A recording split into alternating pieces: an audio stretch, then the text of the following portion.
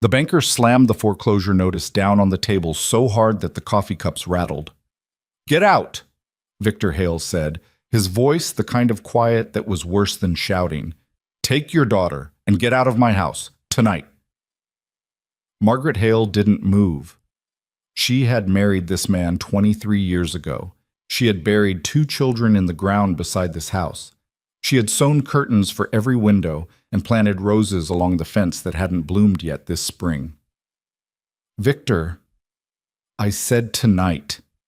Eliza stood in the doorway of the kitchen, a dish towel still in her hands, watching her mother's face go very still, the way it did when she was trying not to shatter in front of someone who didn't deserve her tears. "If you've ever been told you don't belong somewhere you built with your own hands, stay with me, because this story is just getting started. If this story moves you, subscribe to our channel and follow Eliza's journey to the very end. You won't want to miss what comes next.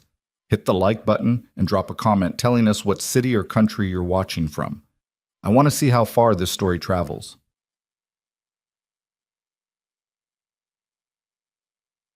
The morning Eliza Hale turned 31, she woke up in the back of a wagon with nothing but a canvas bag, a wool blanket that smelled like cedar, and the quiet, devastating certainty that her life as she had known it was finished. Her mother sat on the buckboard, holding the reins with both hands, even though the old horse, Biscuit, hadn't needed guiding in years.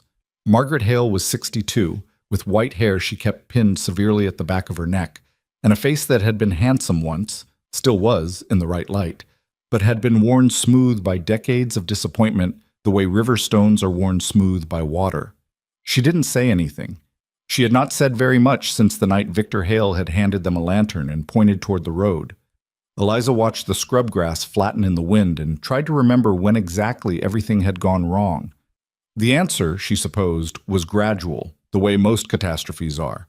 Not a single explosion, but a slow accumulation of small failures, each one so minor it seemed survivable until they weren't anymore.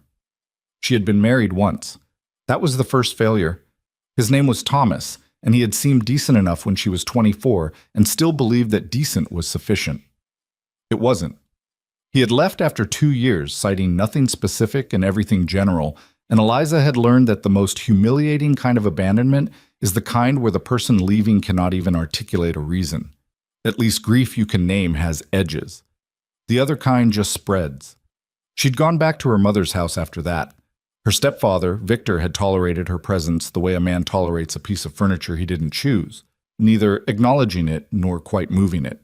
She had taken work where she could find it, mending clothes, helping at the dry goods store, cooking for the school teacher who had arthritis in both hands and couldn't manage a pot anymore. None of it amounted to much. People in Millhaven were polite about it, mostly, but polite in that particular frontier way that contains its own kind of cruelty. The lowered eyes, the brief pause before answering, the way conversations shifted when she walked into a room. The divorced woman. That was how they said it, like it was a category of person rather than a thing that had happened to a person. Victor's ultimatum had come on a Tuesday. He'd lost money on a cattle deal gone bad, which had been happening with increasing regularity over the past 3 years, and he needed to feel powerful over something. Eliza understood that clinically, the way you understand weather. It doesn't make getting rained on any less wet. He told Margaret she could stay if she sent Eliza away. Margaret had looked at her husband for a long time, and then she had gone to her room and begun to pack a bag, and that was the only answer she gave. Eliza had not asked her to do that. She wanted to say so, still, every time she looked at her mother's straight back on the buckboard. But Margaret Hale was not a woman you argued with about the things that mattered.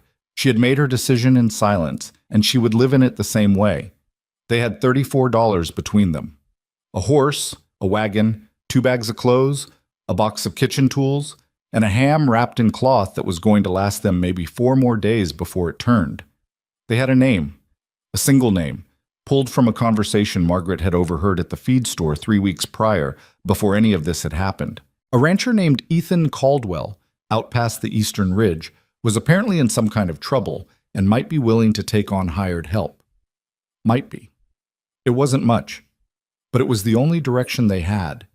The Eastern Ridge was farther than it looked, the way distances always were in this country. They rode through the better part of the morning and into the early afternoon, the sun sitting on them like something personal before the track crested a hill and Eliza got her first look at the Caldwell place. She had expected worse, somehow, and that itself was telling. She had calibrated her expectations so low that she had to actively remind herself the place was in genuine trouble. The main house stood solid enough, a two-story timber structure that had been well built once and showed it in the bones. But the yard around it had gone feral. Fence posts leaned at angles. A gate hung from one hinge, swinging in the dry wind with a sound like a complaint that nobody was answering. The garden, which should have been a month into its spring planting by now, was a rectangle of hard, pale dirt with a few dead stalks at the edges that no one had pulled. A man came out of the barn when he heard the wagon. He was maybe 45, Eliza thought. Hard to tell exactly because he was the kind of person who seemed to have arrived at his current age in a rush and then stopped there, like a clock running fast and then going still. He was lean, the way men get lean when they're working too much and eating too little, and he had a face that looked like it had been through weather that was sometimes metaphorical. He stood with his thumbs hooked in his belt and watched them come down the track without any particular expression, and that absence of expression told Eliza quite a lot. A man who greets strangers on his property with nothing is a man who has learned to expect very little from what arrives. He let them get all the way to the fence line before he spoke. "Help you?" 2 words. Not rude, but not warm either, just positioned. Margaret drew Biscuit to a stop with the light, competent authority she brought to everything. "We're looking for Ethan Caldwell." "You found him."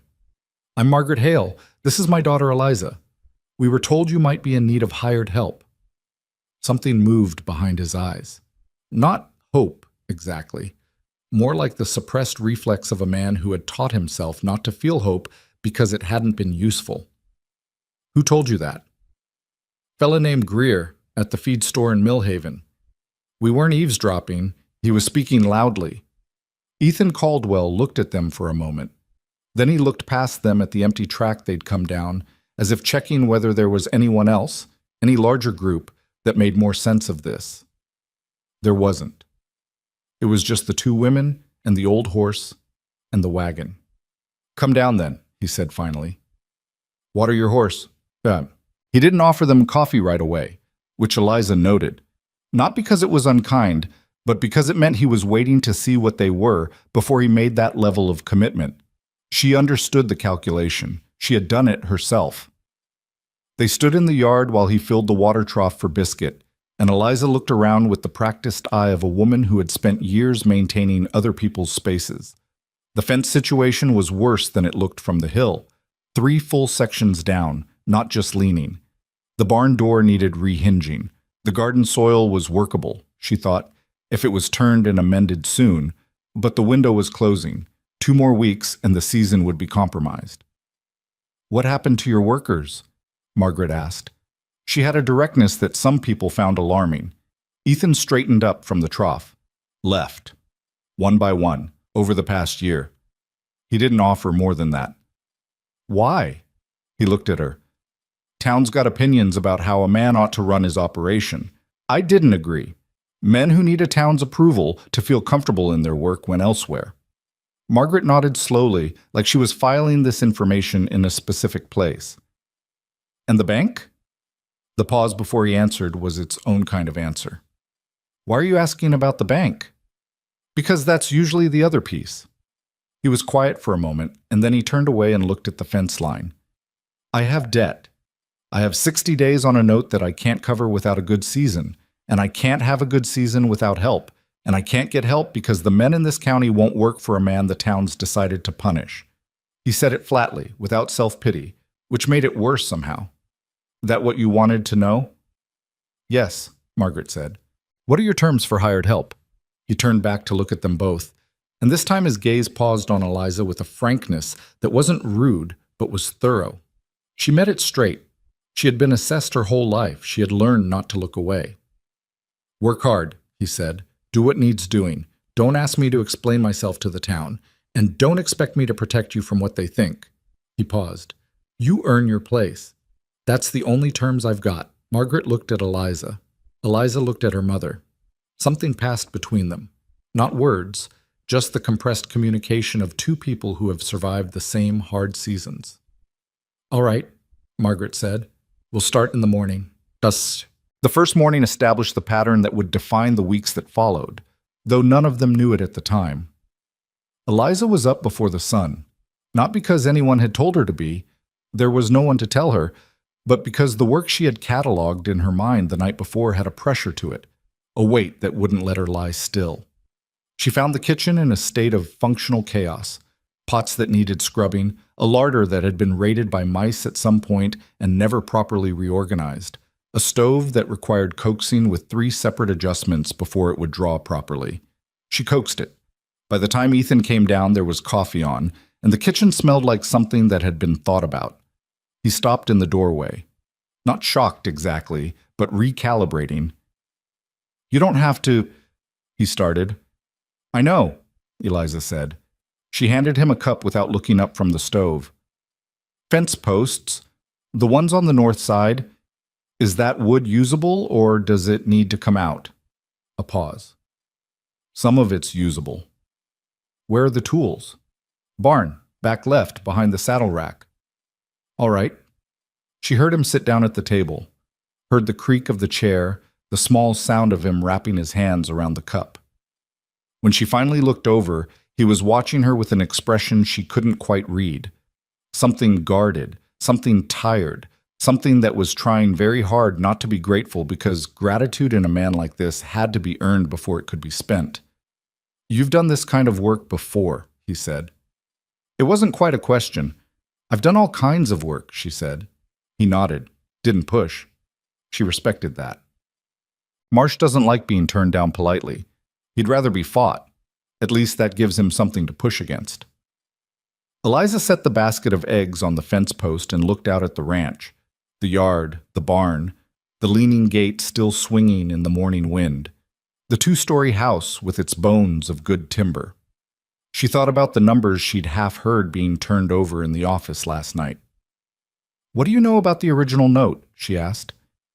"I know it was written 3 years ago when Caldwell needed to expand the herd. And I know the terms were adjusted twice since then in ways Caldwell probably didn't read as carefully as he should have. I'm not saying he was careless. I'm saying Marsh's banker is very good at making adjustments sound like favors." Eliza looked at her. "Do you know what the current terms say? Exactly?" Ruth Alderman gave her a long look. "You're not what I expected," she said. "People keep saying that," Eliza said. Something shifted in Ruth's face. Not quite a smile, but the shape of one. "No, I don't know the exact terms, but I know a man in town who does. Name's Hector Blaine. He's a notary, and he keeps records of everything he's ever touched because he doesn't trust anyone, which in this county is not paranoia, it's experience." She paused. "He and Marsh have history, not good history. Could he be persuaded to look at those terms? He might be persuaded if someone asked him the right way." Ruth picked up the empty basket from where Eliza had set it.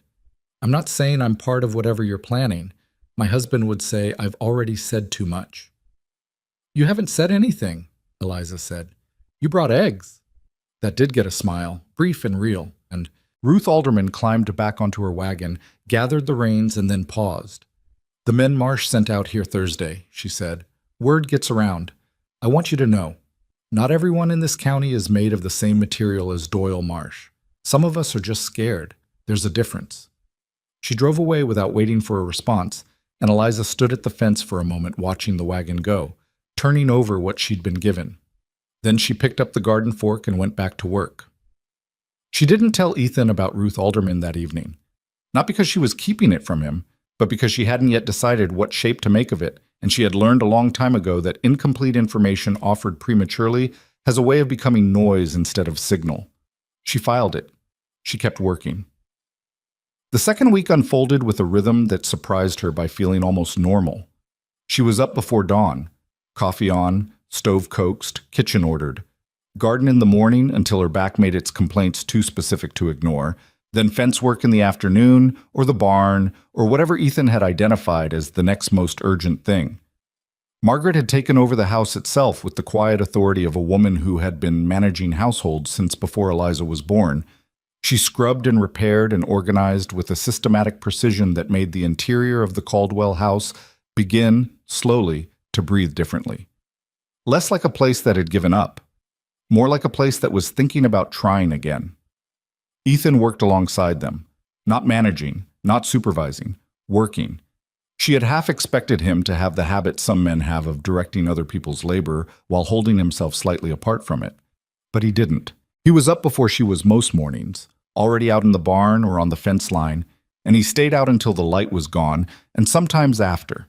He was the kind of person who didn't talk a great deal while working, but was fully present in the work itself, which Eliza found easier to be around than the alternative. They developed a shorthand, not quickly and not without some friction. There was a morning in the second week where they disagreed about the approach to the south pasture fence, and the disagreement had edges on it, and neither of them handled it with particular grace. Ethan got quiet in the way that was actually louder than speaking. Eliza said something sharper than she intended. They avoided each other for the better part of that afternoon and came back to the supper table with the specific, careful politeness of people who have decided, separately, that the fight cost more than it was worth. "The stone anchors will hold better," she said, halfway through the meal. He was quiet for a moment.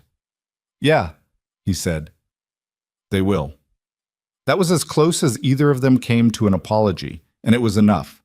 Margaret watched this exchange with an expression of complete neutrality that only a very perceptive person would have identified as satisfaction. It was toward the end of the second week that Eliza finally went to town. She needed supplies that the ranch didn't have. Specific hardware for the fence repairs, seeds for the garden, a length of rope. Ethan offered to go himself, and she said no without making a large thing of it, just a quiet no with a reason attached. She needed to see the town herself, and she needed the town to see her, and it was better to get that over with early rather than let it build into something that had more power than it deserved. Harrow was not a large town. One main street, a feed store, a dry goods, a bank with a painted sign that said First Regional and looked more permanent than most things in the county. A barber, a small hotel, a saloon that did most of its real business at a back table rather than the front bar. Eliza drove Biscuit down the main street at a pace that was unhurried without being defiant, which was its own kind of defiance. She felt the looks. Of course she felt them. You don't spend years as the person people look at sideways and lose the ability to sense it. You just learn to carry it differently. She was coming out of the hardware store with her purchases when she nearly walked into a woman who was coming in. The woman stopped short. Mid-40s, dressed with the particular care of someone whose social position required maintenance. Her face went through several expressions in rapid succession before settling on a version of pleasant that had been prepared in advance and had nothing to do with how she actually felt. "You must be one of the women staying at the Caldwell place," she said. "Eliza Hale," Eliza said. She shifted the hardware bag to her left hand and extended her right. The woman looked at the extended hand for just a fraction of a second too long before shaking it. "Helen Marsh." "The wife, then." Eliza kept her face entirely still. "Nice to meet you," she said. "I hope you're settling in all right," Helen Marsh said, with the inflection of someone who hoped the opposite. "It must be quite a change for you." "Everything's a change, eventually," Eliza said pleasantly. Helen Marsh looked at her with eyes that were sharper than her voice. "You know, my husband thinks very highly of Ethan Caldwell. He'd hate to see the man lose everything over something that could have been avoided." "I imagine he would," Eliza said. "There are options. There are always options." She paused. "A sensible woman in your position might encourage Mr. Caldwell to consider them." Eliza looked at Helen Marsh for a long moment. The woman was not stupid. That was clear. She was the kind of woman who had spent years being the acceptable face of her husband's dealings, and she had gotten good at it, and she probably knew exactly what she was doing right now and had made her peace with knowing it. "I'm going to be honest with you," Eliza said, keeping her voice conversational. "I've been told what sensible women in my position should do by a lot of people, and it's never quite worked out to mean what I actually think it means." She picked up her bag. I'll let Mr. Caldwell know you send your regards. She drove home with the hardware and the seeds and the rope and a cold, clear certainty settling in her chest that what Ruth Alderman had told her was true, and that the time for simply working and waiting was probably shorter than she had hoped. She told Ethan about both conversations that evening. He sat at the kitchen table and listened without interrupting, and when she was done, he was quiet for a while in a way that was not comfortable but was genuine. "Hector Blaine," he said. You know him?" "I know of him." He turned his coffee cup in his hands. "I never went to him because I didn't—" He stopped, started again. "I thought I understood what I signed. I thought I'd read it carefully enough." "You probably did read it carefully," Eliza said. "That's not the same as understanding what was in it if someone was good enough at writing it." He looked up at her. There was something in his face she hadn't seen before. Not vulnerability, exactly, because he would have resisted that word, but an acknowledgement that he had been operating with incomplete information and that this cost him something. A man like Ethan Caldwell didn't like owing debts of that kind. Not to banks and not to his own blind spots. "I'll go see Blaine," she said. "That's my business," he said. Not harshly, just directly. "It is," she said. "And if you want to go alone, go alone. I'm not trying to take it from you." She paused. "But Ruth Alderman said he might need approaching a particular way, and I think a woman asking him to look at a loan document is a different thing than the man who took out the loan asking him. It's harder to say no to. The stakes read differently." Ethan looked at her for a long time. He was doing the calculation she could see him doing, the pride of it against the practicality of it, which was a calculation men like him made more often than they admitted, and the good ones eventually got right. "Fine," he said. She went to see Hector Blaine the following Monday while Ethan was repairing the barn roof, a job that needed doing and that kept him on the property, which was where she needed him. Blaine's office was behind the notary sign next to the barber, up a narrow staircase that creaked on every step in a pattern that was probably not accidental. A man in his position would want to hear people coming. He was smaller than she expected, white-haired, with the kind of precise tidiness in his personal space that suggested he lived alone and had made his arrangements with himself. He looked up when she came in and waited. She told him who she was and where she worked and what she wanted, directly and without preamble, because she had learned that men like Hector Blaine respected a clear question more than a careful approach. He was quiet for a while after she finished.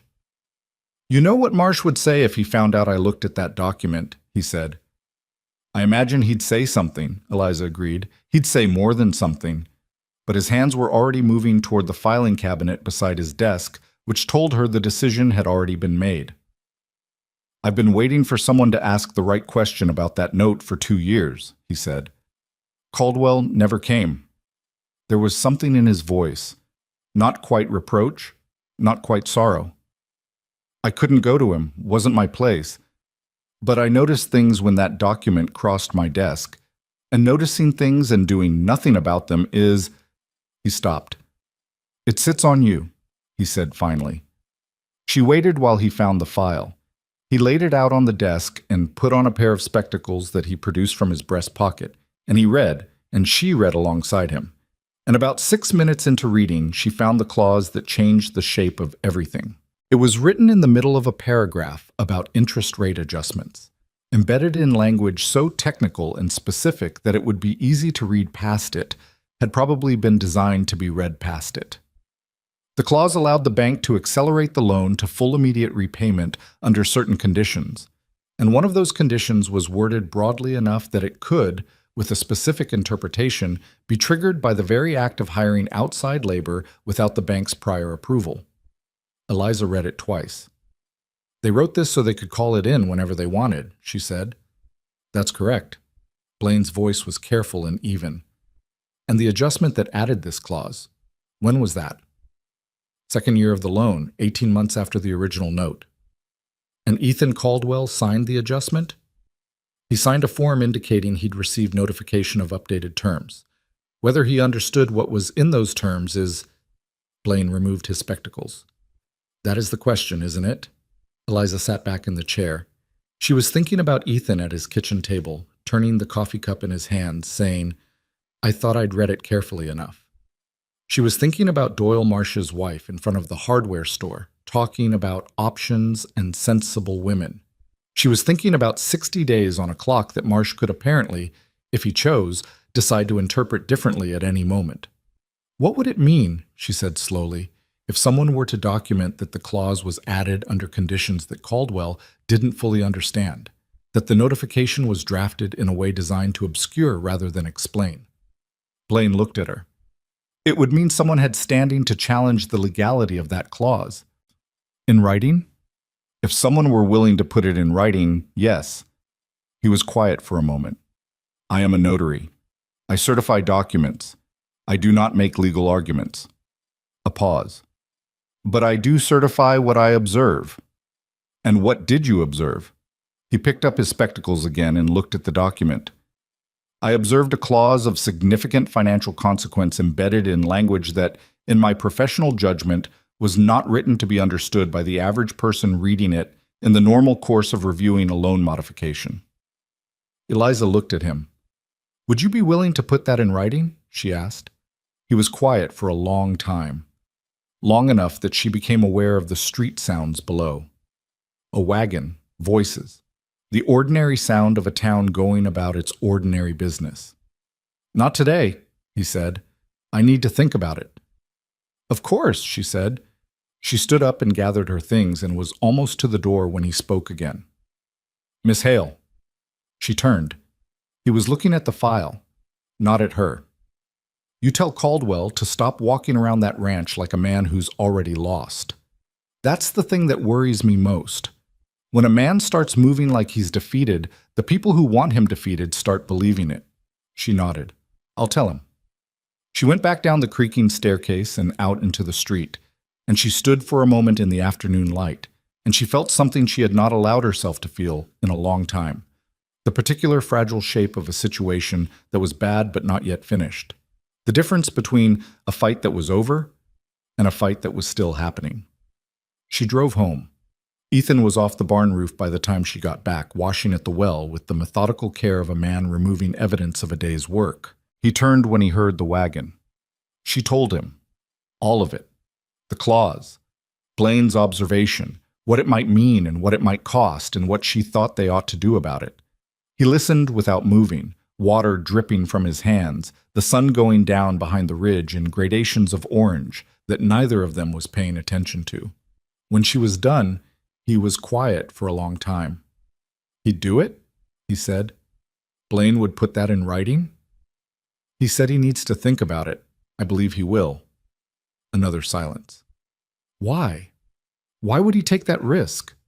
Because it's been sitting on him, she said. That's what he told me. Ethan turned away and looked at the fence line, the same fence they'd argued about, the same fence she'd helped him repair with stone anchors that would hold. The pasture beyond it had started to show color again, tentatively, cautiously, the way things come back when they've been neglected rather than destroyed. There's a difference, she said quietly, between a debt you actually owe and one that was written to make sure you'd never be able to pay it. He turned back to her. I should have looked harder. Yes, she said. She didn't soften it. He didn't need it softened. And now you know what you're dealing with. That's different from not knowing. He nodded. Slowly, with the reluctant precision of a man accepting an unpleasant truth that is nonetheless better than the alternative. I'll need to pay Blaine, he said, whatever he charges. We'll figure it out. The we landed between them without either of them remarking on it, and Eliza went inside to start the evening meal, and she heard Ethan stand in the yard for a while before he followed, the same way he had that first night, as if he needed a moment with the open air before he could come back in under a roof.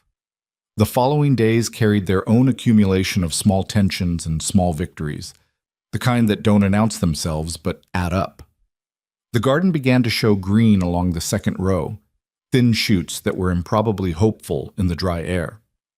The north fence held through a wind that came down from the ridge Thursday night and had enough force to it that Eliza lay awake listening to it press against the house.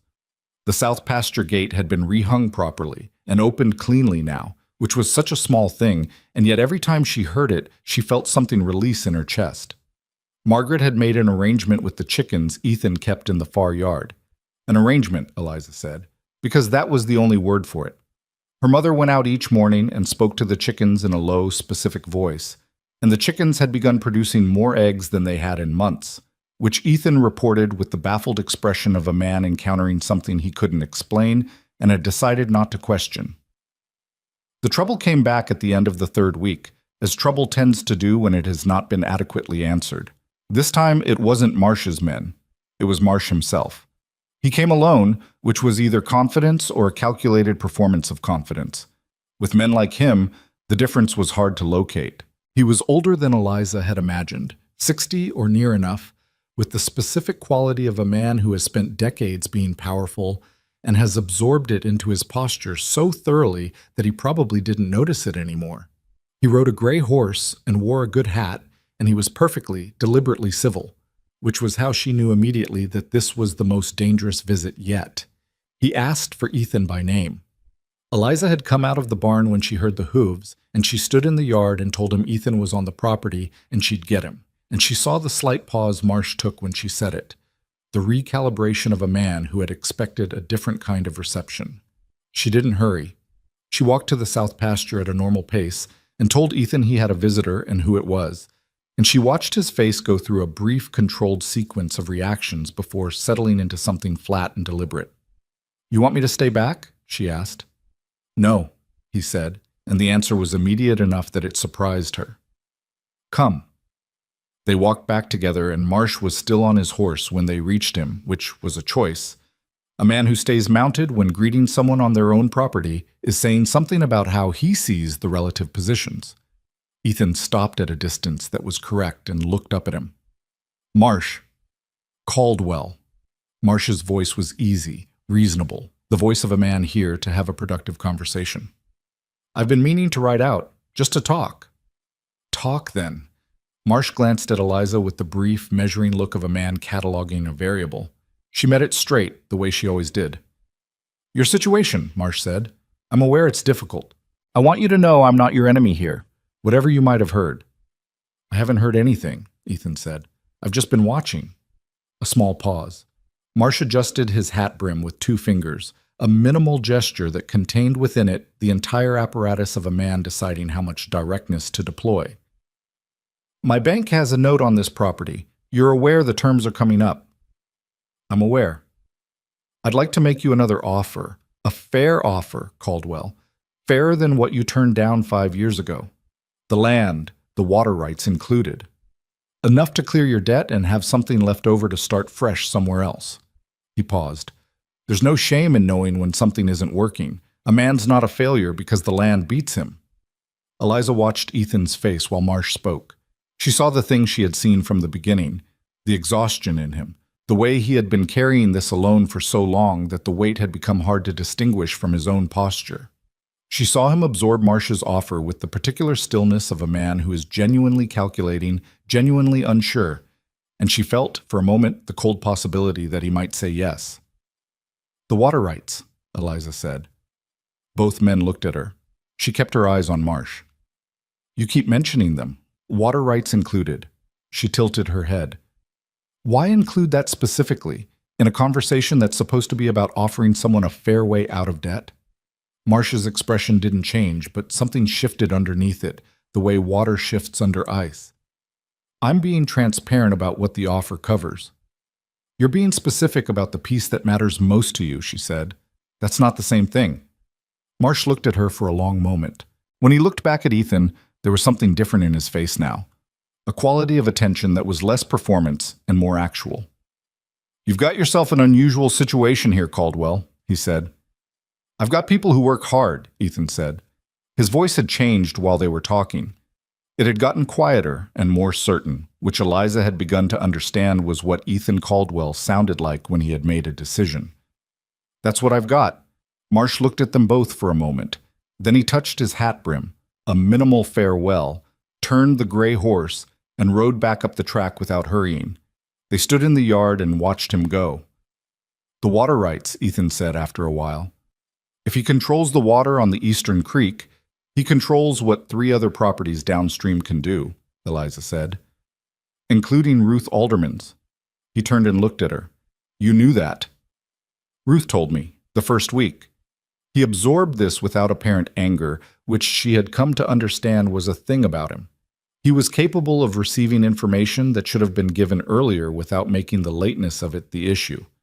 He dealt with what was in front of him. So this was never about the debt, he said. It was always about the water. He turned back to look at the track where Marsh had gone, now just a settling of dust above the grass. He'll find another way to come at us. Yes, she said. He will. She said us without thinking about it, the same way she'd said we before, and this time Ethan caught it. She could see that he caught it, in the way his posture shifted slightly, almost imperceptibly, as if something had been redistributed inside him. He didn't say anything about it. He just stood there in the yard, in the late afternoon, looking at the fence line they'd fixed together, the garden showing its thin, hopeful green, the barn with its rehung door, and the land beyond it that someone powerful had decided was worth taking by means that were too careful and too slow to easily fight. I need to talk to more of the neighbors, he said. Yes, Eliza said. He stopped. I've been doing this like it was my problem to solve alone. You have, she said. She kept her voice level. That's been the problem.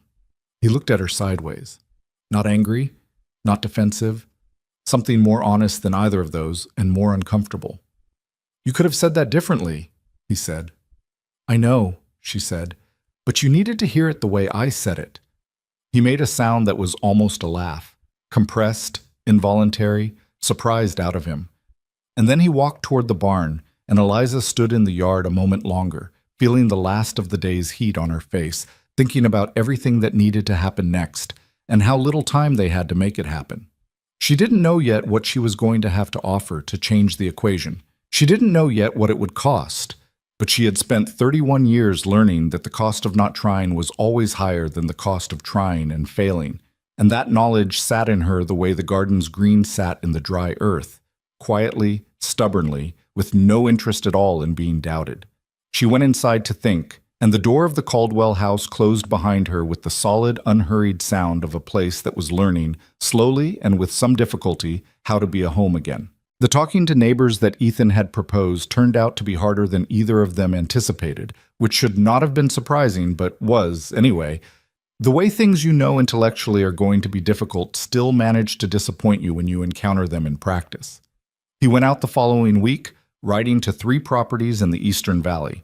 Men he had known for years, some of them since before the trouble with Marsh had started acquiring its current shape. He came back the first evening without having accomplished much, which he reported to Eliza at supper with the flat, controlled tone of a man managing his frustration by keeping it at a distance. Alderman was decent, he said, listened, but he said he couldn't commit to anything without knowing more about what I was actually asking. That's fair, Eliza said. The Fowler brothers said they'd think about it. He pushed food around his plate, which is what people say when they've already decided no and don't want to have the conversation. Margaret, who had been eating in her customary focused silence, said, without looking up, "What exactly did you ask them?" Ethan looked at her. "I told them about Marsh, about the water rights, about what would happen to the downstream properties if he got control of the Eastern Creek." "And what did you ask them to do?" A pause. "I said I needed support, that I couldn't fight this alone." Margaret set down her fork with the gentle precision of a woman depositing something she'd considered carefully. You asked them for something without telling them what it was. Men don't like that.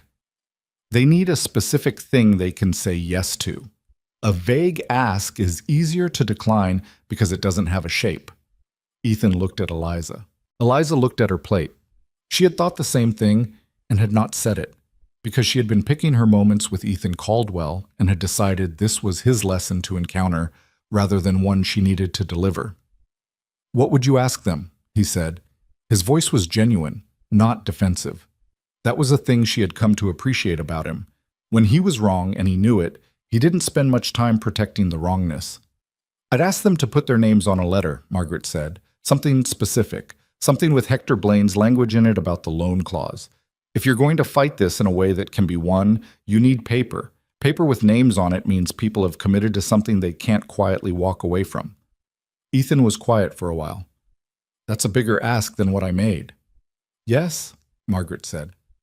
That's why it will work better. She picked up her fork and returned to her meal, and the conversation moved on, but Eliza saw Ethan sit with it for the rest of the evening, turning it over in the particular way he had of processing things that required him to revise something he'd believed.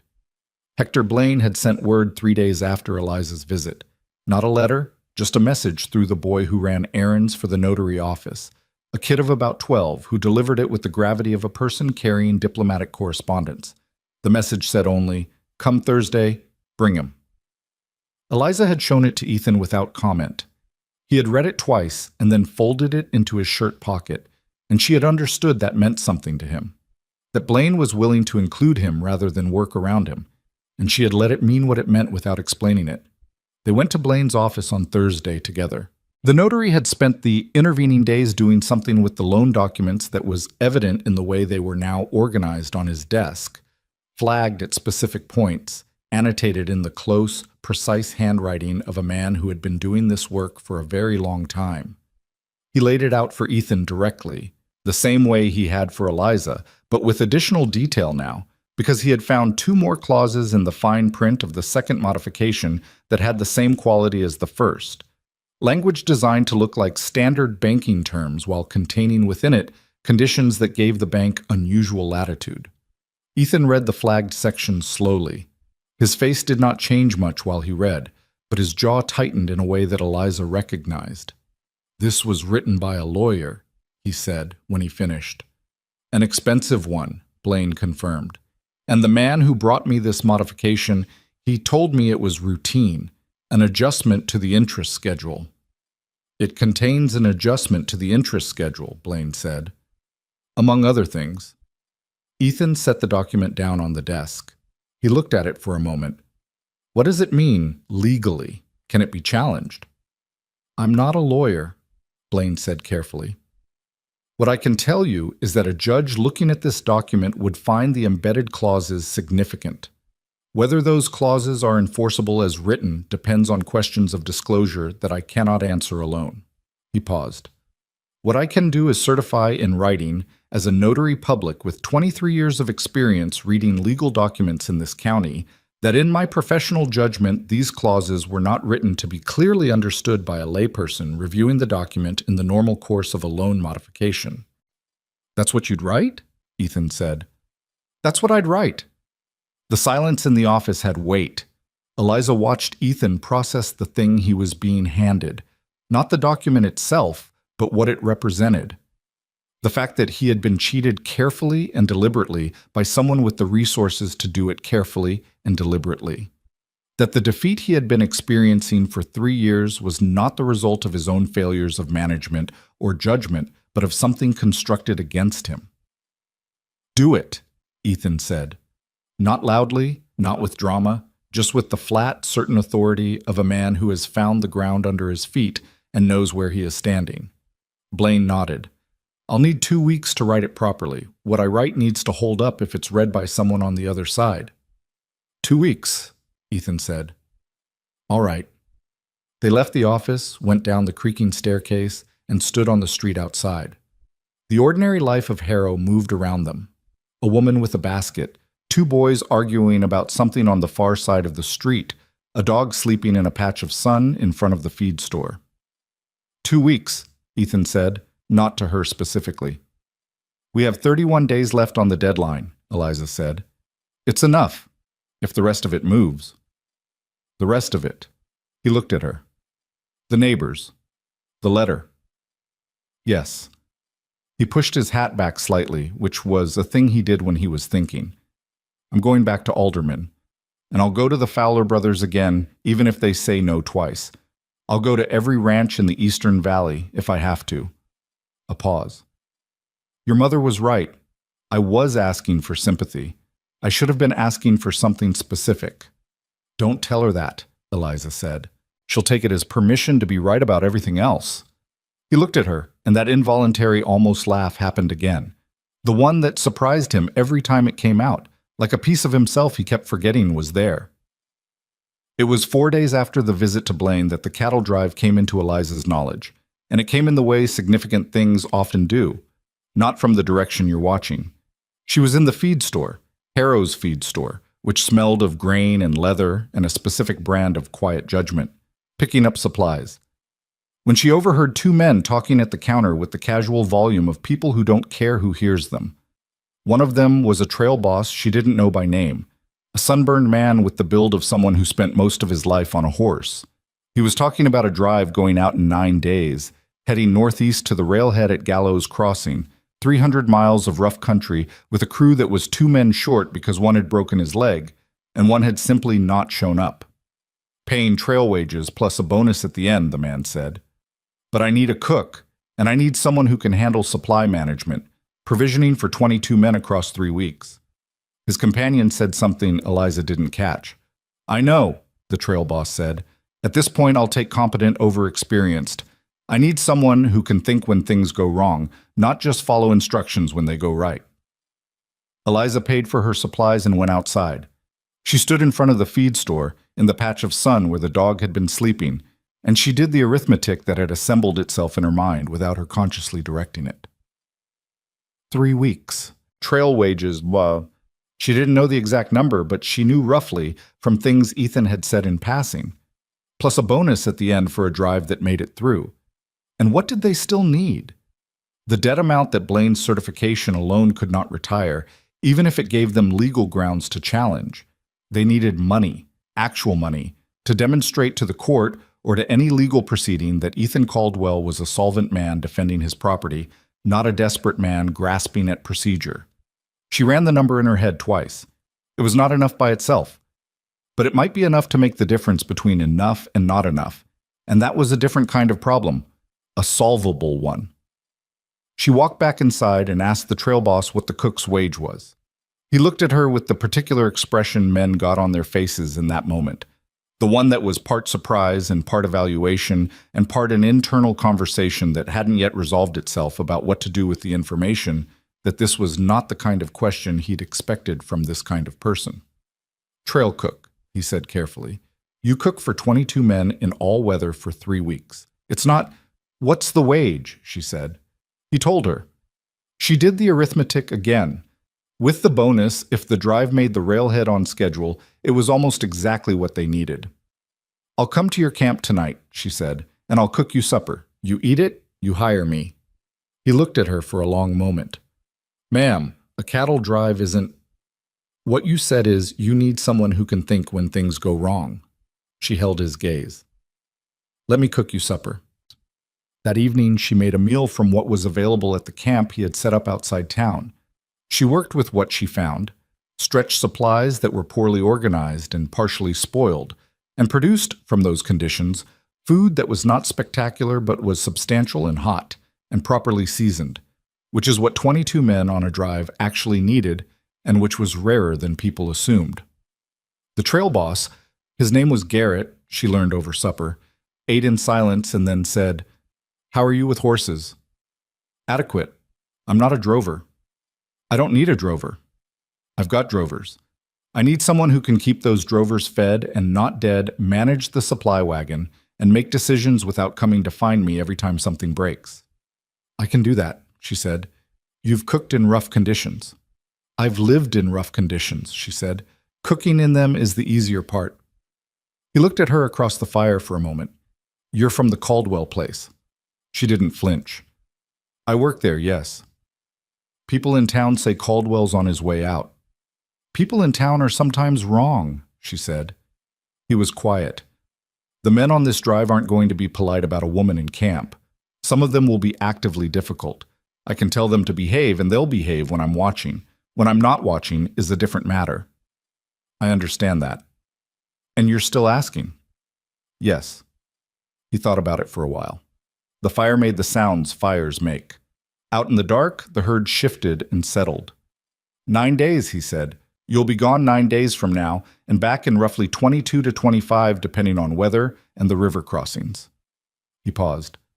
If we make Gallows Crossing by schedule, the bonus is real. If we don't, it's trail wages only. Understood, she said. She walked back to the Caldwell Ranch in the dark, carrying the decision the way you carry something heavy, carefully, aware of its weight, not letting it tip. She told Ethan and Margaret that night after supper. The response was not what she expected, which is to say it was not a single thing but several things at once, layered in a way that took her a moment to read. Margaret went very still. The specific stillness of a woman who was doing rapid calculations and had not yet arrived at the one she wanted. Ethan stood up from the table, not angrily, just stood, with the restless energy of someone who needed to be vertical while processing. "No," he said. "Ethan, no." He turned away from the table. "That drive is 3 weeks. It's rough country. Garrett's a decent trail boss, but his crew—" "I know what the crew is," Eliza said. "He told me." "Then you know why." "I know why you're going to tell me not to go," she said. "And I also know that we need approximately what this drive will pay me, on top of what Blaine's certification might free up, to actually have a fighting chance before that deadline." She kept her voice even. "I've been through the numbers twice. This is the number that makes the math work." He turned back. His face had the look it got when he was fighting between what he felt and what he knew. And she had come to understand that this was actually a sign of something decent in him. Not all men felt that particular friction. "There are other ways," he said. "Tell me one that works in 25 days. The silence that followed had an honest quality to it. He couldn't tell her one. They both knew it. "I've been handling hard situations for a long time," she said. "I know what I'm walking into. I'm not walking into it blind, and I'm not walking into it because I have no other choice. I'm walking into it because it is the choice that makes sense." He looked at her mother. Margaret had not moved from her stillness, but something had shifted in her face. The calculations had resolved into something, and what they had resolved into was not refusal. "She's right about the numbers," Margaret said quietly. Ethan looked at her as if this was a betrayal, though not a surprising one. "You'll stay here," Eliza said to her mother. "You keep the ranch going. The garden is close enough now. You know what it needs. Ethan knows what the fence needs. Between the two of you, I know how to run my own ranch," Ethan said, with an edge that was not entirely about the ranch. "I know you do," she said. Another silence. This one had a different texture, less like a wall and more like a door that was deciding whether to open. "If something happens on that drive," he started. "Then something happens," she said, "the same way something can happen here to either of you in any of the next 25 days. That's the frontier. We don't get guarantees." He sat back down at the table. Didn't say anything more. But he didn't say no again either, and with Ethan Caldwell she had learned that was as close as you got to a yes when the question was one he didn't want to answer. The 9 days before departure were the hardest kind. Days with too much to do and too little time for all of it, which meant everything got done imperfectly, which meant certain things didn't get done at all, and you had to decide which ones you could live with. Eliza worked the garden until it was in a state where Margaret could maintain it. She finished the section of fence she'd been working on the north side. She showed Margaret where she kept the notes she'd been making. Quiet notes. A habit from the dry goods store days, records of what had been repaired and what still needed attention and when the seeds had been planted and what they'd need. Ethan didn't say much during those 9 days. He worked, which was his way of communicating things he didn't know how to put into words. On the 8th day, he came in from the south pasture and found her in the kitchen going through the supplies she'd need to pack for the drive, and he stood in the doorway for a moment before he said, "The creek crossing at mile 40. Garrett will think he knows the best line. He doesn't. The north bank has a shelf of limestone under the surface that looks like solid bottom but isn't. Tell him to cross 30 yards south of where he thinks." She looked at him. "You've driven cattle across that creek." "Twice," he said. "Lost 2 steers the first time because I trusted the obvious line." He paused. "Don't let him make the same mistake." "All right," she said. "Thank you." He nodded and went back outside, and Eliza stood in the kitchen for a moment with her hands resting on the supply list, thinking that this was how trust got built between people who were not naturally inclined to trust. Not in large gestures, but in specific, useful information offered at the right time, which was a more intimate act than it sounded. The morning she left, Margaret walked her to the wagon in the gray pre-dawn. They stood for a moment in the cold air, and Margaret put her hand against Eliza's cheek briefly, a gesture so rare that it carried the weight of everything she wasn't saying. You always did know how to pick the hardest version of a thing, Margaret said. I learned it from someone, Eliza said. Margaret made a sound that was not quite a laugh. Come back. I will. Ethan was already in the yard. He had her supply bag in his hand, which he had apparently carried out from the barn where she'd left it, and he handed it to her without ceremony. Their hands overlapped on the strap for just a moment, and he didn't let go immediately, and she didn't pull away immediately. And in that brief overlap, she felt something.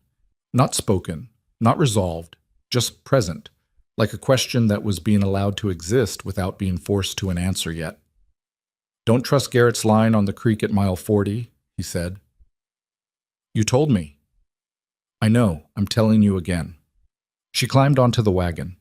He stood in the yard with his hands loose at his sides and watched her go. And she did not look back because if she looked back, she would find a reason to stay. And the reason she had for going was real and necessary, and she needed to let it be both of those things without interference from what she was feeling. The cattle drive was not what Eliza had prepared for, which was itself the first lesson. You cannot prepare for a thing that has its own logic. You can prepare generally. You can prepare your supplies and your energy and your capacity to improvise, but the specific way a cattle drive beats you is its own education. The first 3 days were the kind of hard that was at least comprehensible. She cooked for 22 men on a fire that was either too hot or not hot enough, managed a supply wagon that had been organized by someone with no system, and operated in conditions where everything was dirty and loud and the dust got into everything, and by the end of each day she was exhausted in a way that started in her shoulders and ended somewhere behind her eyes. The crew was the other education. They were not, as a group, hostile.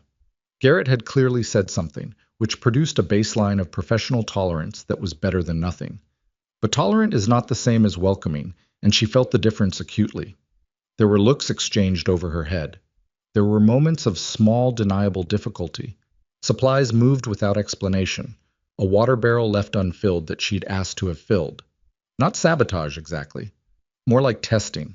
The kind of ongoing low-grade friction designed to determine whether you'd break or complain or give up, which would answer the question of whether you belonged. She did none of those things. She refilled the water barrel herself, without comment. She found her supplies and reorganized them without accusing anyone. She kept cooking, kept producing food that was hot and filling and on time, every meal, regardless of conditions. The man who came at her most directly was Cole Maddox. He was not the largest man on the drive, though he was large enough. What he was the loudest, the person whose opinion the others calibrated against, the kind of man who exists in every group of men working in hard conditions, serving the social function of determining what the group finds acceptable. If Cole Maddox said something was fine, it was fine. If Cole Maddox said it wasn't, it wasn't. He decided sometime on the second day that Eliza was not fine. He didn't say so directly at first. He said it indirectly, the way people do when they're gauging how much they can get away with. A comment at supper about the coffee being weak. A remark to the man beside him, pitched at a volume she was clearly meant to hear, about whether some people had any business being out here. The kind of thing that was hard to respond to without sounding like you were overreacting, which was itself the point. On the third night, he was more direct. She was cleaning up after supper when he came to the supply wagon for something he claimed he'd left in the back. He stood closer than he needed to, taking up space in a specific way that men use when they want to make clear how much larger they are than you. I'm going to tell you something for your own good, he said. All right, she said. She kept working. This drive is no place for a woman. Garrett made a mistake bringing you out here. You should turn around at the next town and go home. She stopped what she was doing and looked at him. He was waiting for something. He was used to a specific kind of response to this kind of approach, and he had his answer ready for it. Cole, she said pleasantly, when you find a meal out here that's better than mine, you let me know.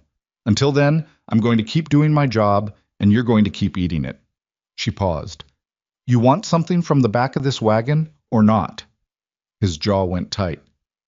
That's what I thought, she said, and went back to work. He left, but she felt him leave in a specific way, not defeated, but recalibrating. A man like Cole Maddox did not accept a first refusal as the end of it. It was just data. The real crisis came on the 7th day, at the river crossing. The Kettle River at that point in the drive was running higher than expected. She could see that from half a mile out, the way the current had a specific agitation to it that meant recent rain upstream. Garrett pulled up at the bank and looked at it with the expression of a man who needed this not to be a problem. "We go at the usual line," he said. "Stay together, move fast." Eliza was at the supply wagon, 40 yards back. She called out, "Garrett!" He turned. "North line is wrong. There's a limestone shelf 30 yards north of where you're planning to cross. It looks like solid bottom, but it'll drop. Cross south of your current position." He looked at her. Around him, 22 men waited. "Who told you that?" he said. It wasn't entirely a question. "Caldwell. He lost cattle there, twice." Cole Maddox said from somewhere in the middle of the group, "We're taking advice from a woman who's never driven cattle before." His voice had a lazy quality designed to get a reaction. "She's relaying information from a man who has," Garrett said, with unexpected flatness. He looked at the river, looked at the south position she had indicated, looked back at the north crossing he had used before. How sure was he? "Sure enough to tell me twice," she said. Garrett made a sound in his throat and said, "Move south, 30 yards." They moved south. They crossed. The wagon lurched on the uneven bottom and 2 steers balked and had to be pushed, and Eliza's heart was in her throat for about 6 minutes while the water came up to the wagon bed's edge, and she held the reins and talked to the horses in the low, specific voice her mother used with the chickens. But they crossed. All of them. All the cattle, the supply wagon, every man. On the far bank, while the cattle were settling and the men were checking their gear, Garrett came to the supply wagon. "There was a limestone shelf right where he said," he told her. "I could feel the line of it when my horse stepped close to it." "Good," she said. He looked at her for a moment. "You didn't have to say anything. If we'd lost cattle and wagon at the north crossing, that's not your responsibility." "No," she said. "But it would have been my fault for not saying something when I knew something."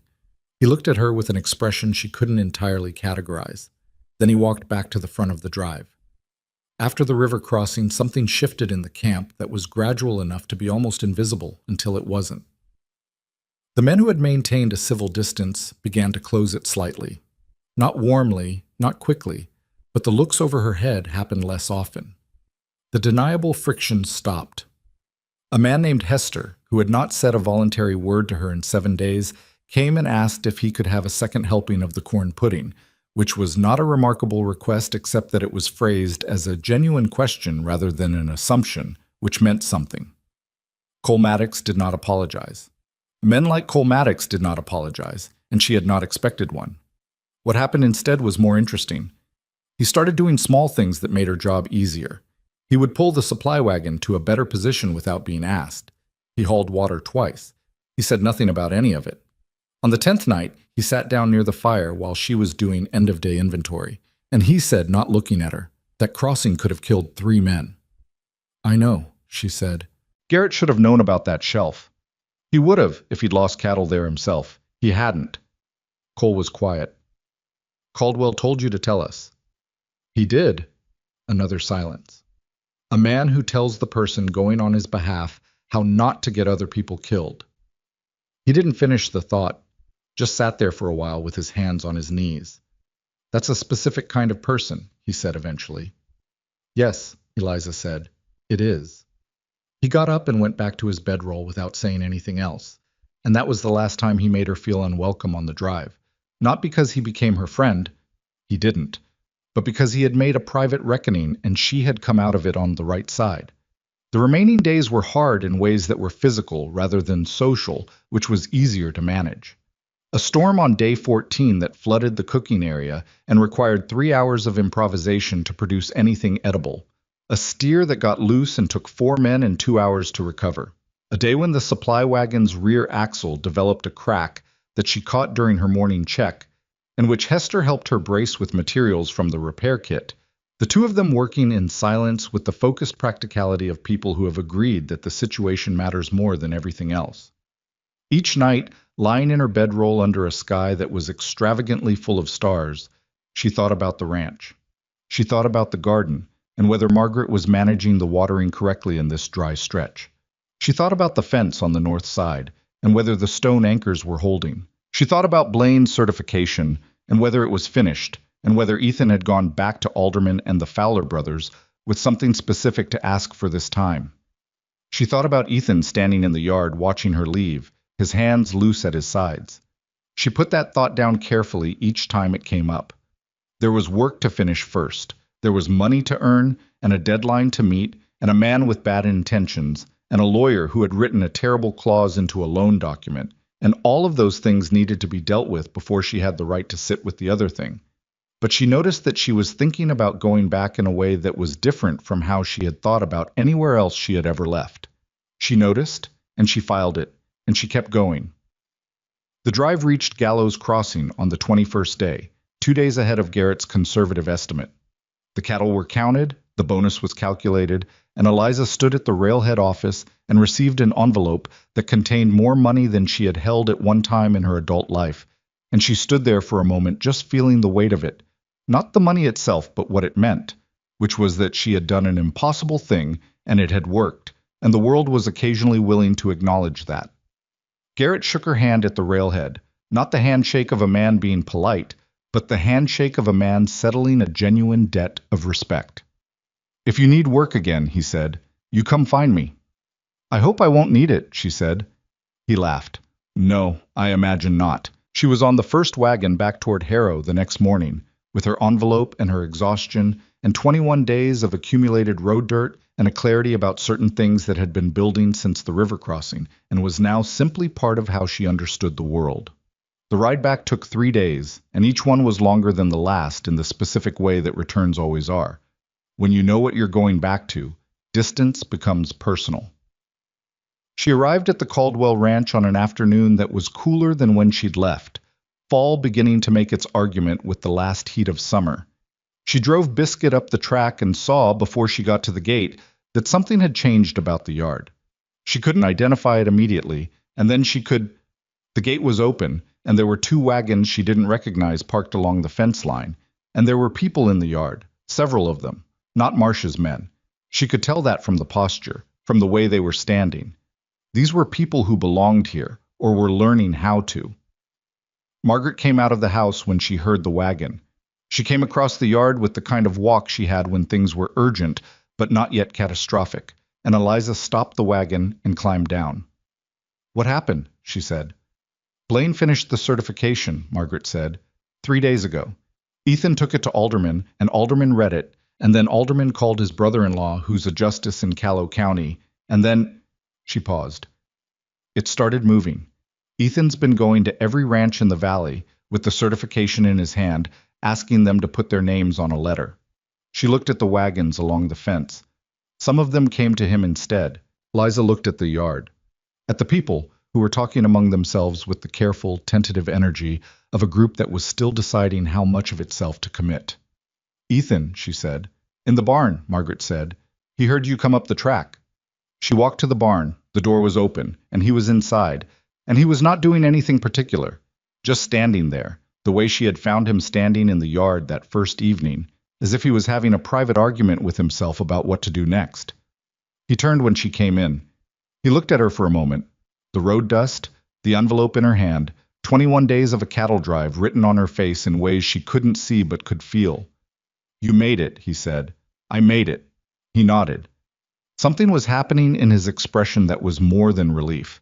It was the look of a man arriving at the end of a 3-week reckoning with what a particular person's absence costs, and understanding, for the first time clearly, what that means.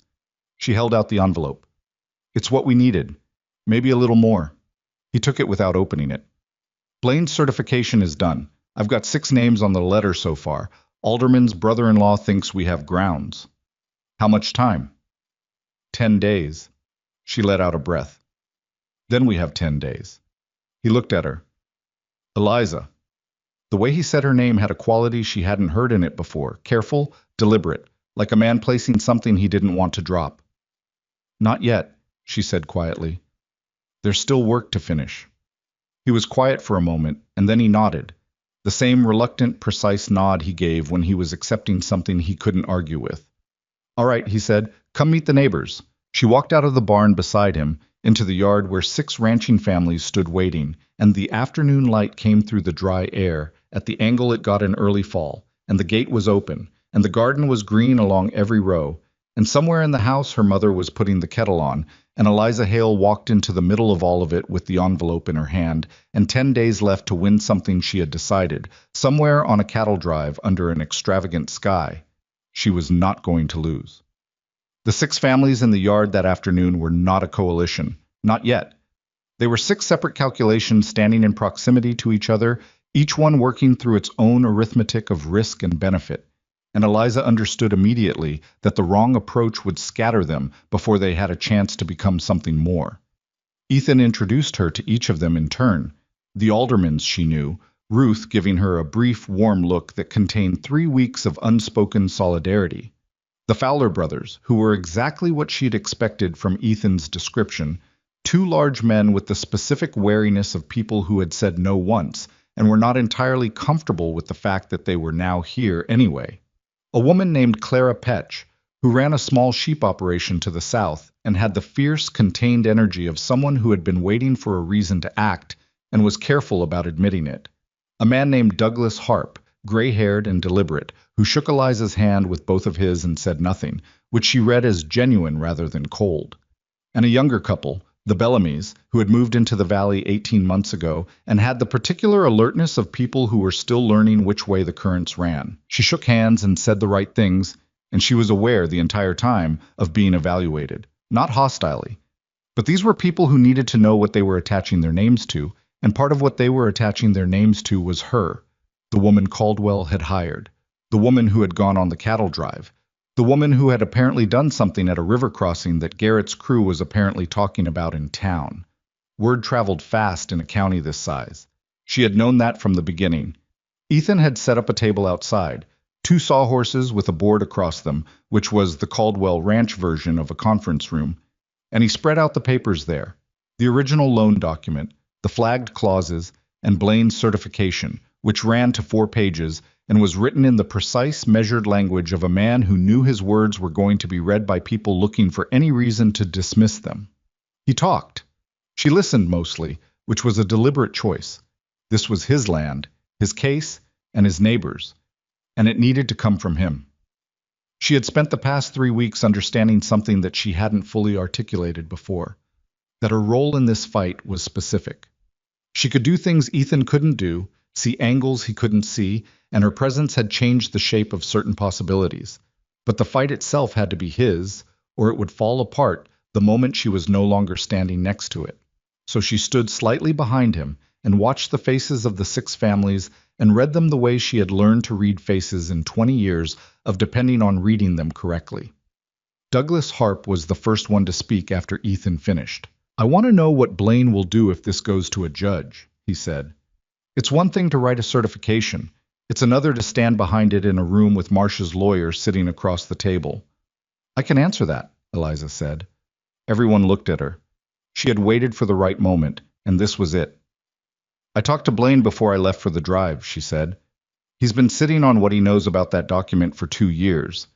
He wrote the certification because someone finally asked him the right question, but he wrote it the way he wrote it, which is carefully and in specific professional language, because he knew it might end up in front of a judge.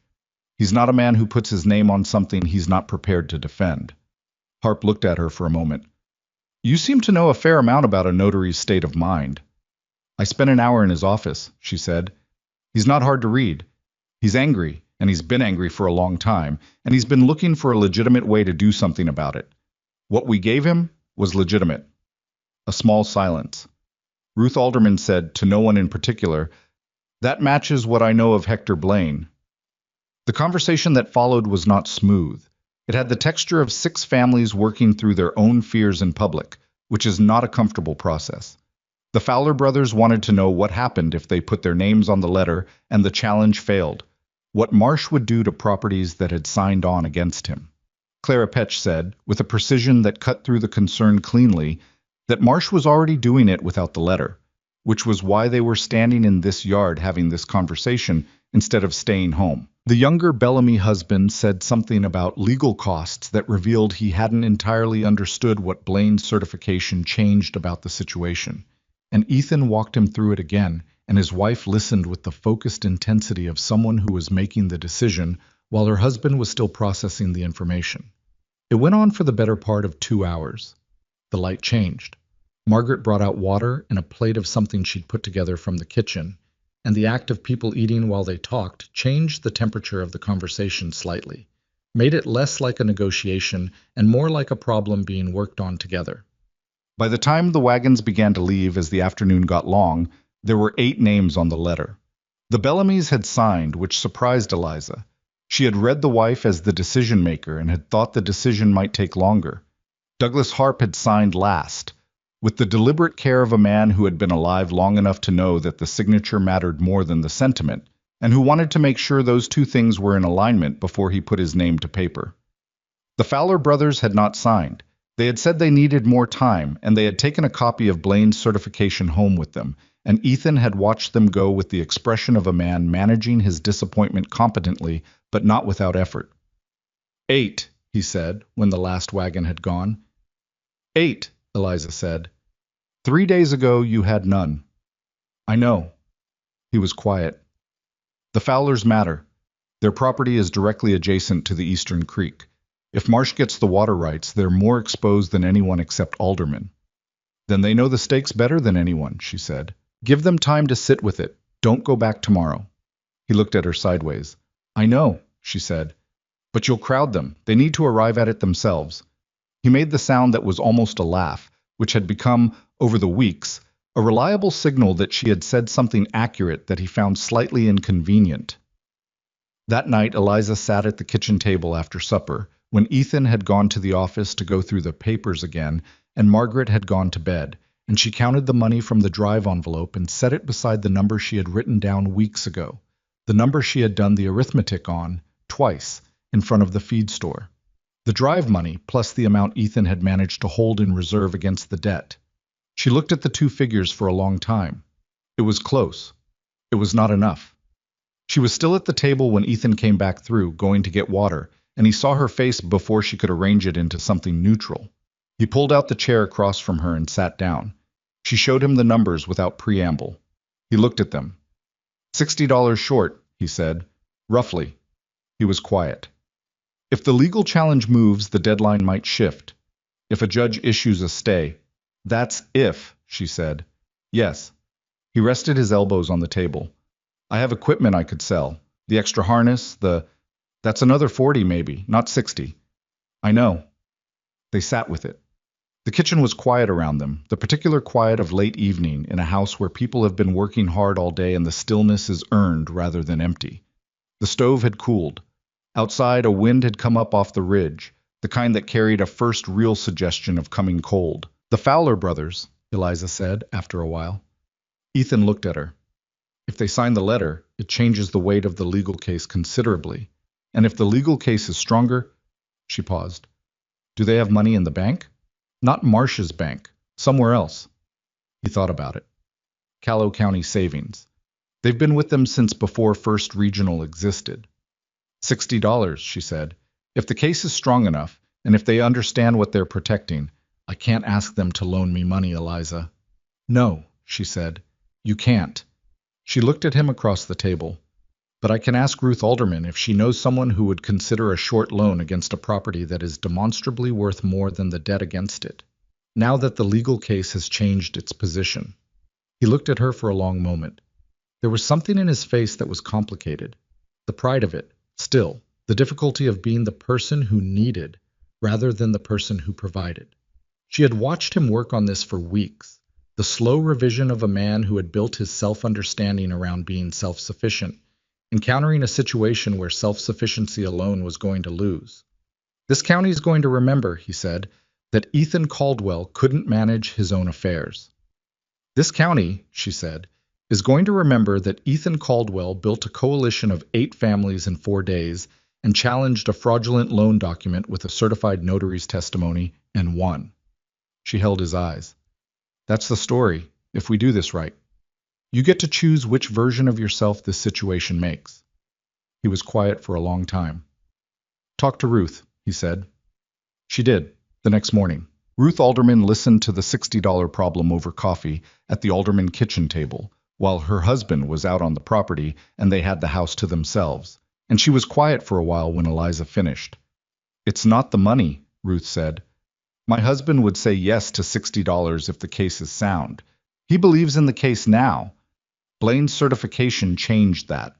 She turned her cup in her hands, a gesture Eliza recognized as Ethan's, as something people did on this frontier when they were thinking.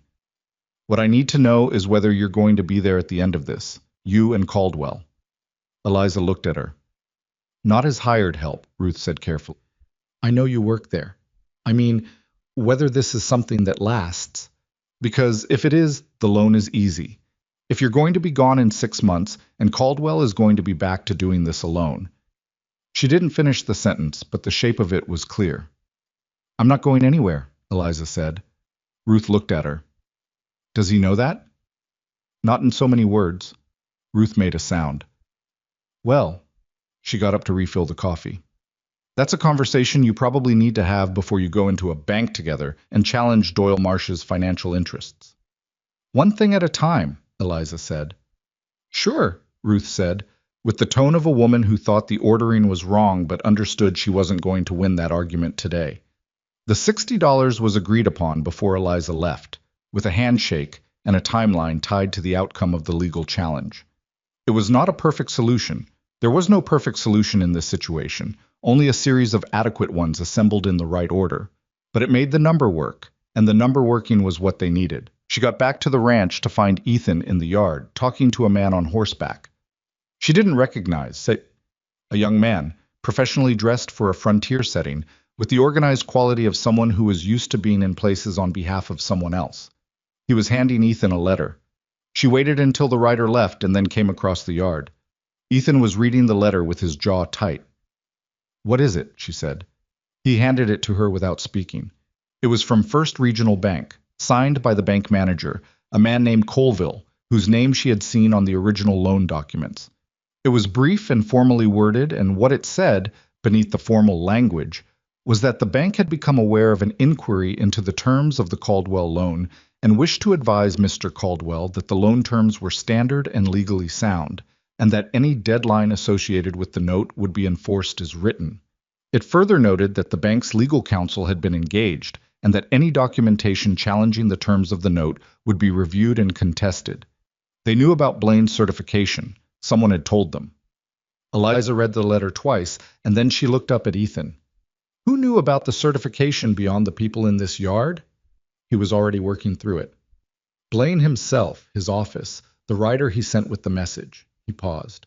The families we talked to yesterday. The Fowler brothers, she said. His face went still in a specific way.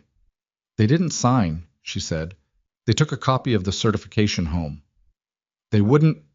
He stopped. She watched him work through it, the way he worked through everything that required him to revise something he'd believed. No, I don't think they told Marsh directly, but if they talked about it to the wrong person, in a county this size, she said, that's enough. He turned away and stood looking at the fence line, and she let him stand there because there was nothing she could say right now that would be more useful than letting him feel the full weight of the thing and make his peace with it.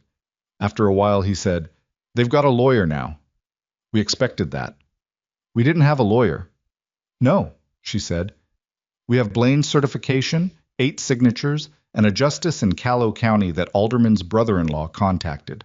She paused. That's not nothing, Ethan. It might not be enough. It might not be, she agreed. But we're not done yet. He turned back. He looked at her with the expression that had been developing slowly over 2 months, the one that was not about hope exactly, but was in the same neighborhood and had stopped being suppressed and started being accepted. 7 days, he said. 7 days, she agreed. What the letter from the bank had done, though neither of them said it quite this way, was clarify things. When an opponent shows you their position, it tells you what they're afraid of, and what First Regional's letter showed was that they were afraid of Blaine's certification reaching a judge before the deadline. The legal route, which might otherwise have been a slow process, filings, hearings, continuances, needed to be accelerated, which meant Alderman's brother-in-law needed to be not just contacted, but moved. Ethan rode to Alderman's that afternoon. Eliza went with him, which was a decision made quickly and without much discussion. The kind of decision that was easy because they had both arrived at it from the same direction. George Alderman, Ruth's husband, met them with a directness that the situation had apparently simplified for him. He had read the bank's letter, Ethan showed it to him, and he made a sound that was not polite. Colville's doing Marsh's talking for him, he said. That man doesn't write a letter like this without being told to. No, Ethan said. My brother Harlan can get this in front of Judge Whitmore in Callow County, George said. He's been sitting on the referral since I contacted him. I told him to wait until we had the signatures assembled. We have the signatures now. I'll ride to Callow County myself tomorrow morning. That's a day-and-a-half ride, Ethan said. I know how far it is, George said, not unkindly. He looked at the letter again. Whitmore is not a man who likes what Marsh represents. He's had dealings with First Regional before. I'm not saying it's guaranteed. Whitmore does what the law says, not what he feels. But he'll read the certification, and he'll read those clauses, and he'll give it a fair hearing. How long for a hearing? Eliza asked. A stay. A temporary order holding the deadline. He could grant that in a day if the documentation gives him grounds. Whether it holds past the stay depends on the full hearing. He looked between them. But a stay would give you time. Time is what you need most right now. Yes, Eliza said. George Alderman looked at her for a moment with the frank, measuring look of a man who has been revising his assessment of something over a period of weeks and has arrived at a conclusion. You've moved things that have been stuck for years, he said. I want you to know I see that. She didn't know what to do with direct appreciation from a man like George Alderman, who was not given to it. Ethan moved them, she said. Ethan built the foundation, George said. You found the lever. He paused. Anyway, I'll leave at first light. They rode back in the late afternoon with one more piece in position and 6 days left. The next 3 days had the particular quality of waiting that is worse than action. The waiting that contains irreversible things already in motion that you cannot speed or redirect. George Alderman was riding to Callow County. Blaine's certification was already filed with whatever Harlan Alderman needed to present to Judge Whitmore. The letter from First Regional's lawyers had been received, read, and included in the filing as evidence of the bank's awareness of the challenge, which Harlan Alderman had apparently said was useful in ways that were specific to the legal argument he was making. Eliza worked. It was the only antidote she had for waiting. She finished the last section of North Fence on the second day. She turned the garden's outer rows, preparing them for the fall planting that the timing now made possible. She did an inventory of the barn that she had been meaning to do for a month and had kept being displaced by more urgent things. And she found in the back, under a piece of canvas, a set of surveying equipment, a transit and rods and a chain, that was in good condition and which told her something about whoever had built this ranch before Ethan, someone who had intended to know their land precisely. She mentioned it to Ethan that evening. He looked at her. Why? The water rights, she said. The Eastern Creek. Do you have a legal description of where the creek runs through your property? In the original deed? The deed describes the eastern boundary by reference to the creek. By reference, not by survey? A pause. I'd have to check the deed. They checked the deed. The eastern boundary was described by reference to the creek and a series of landmark trees that may or may not still exist as described, which was the legal equivalent of a handshake in the dark. It was not uncommon for properties of this age in this county. It was also, as Eliza laid out carefully for Ethan at the kitchen table that evening, a potential problem, because if the creek's exact path through the property had not been surveyed precisely, then the extent of the water rights was ambiguous, and ambiguity in a legal proceeding was something Marsh's lawyer could use. We need a survey, she said.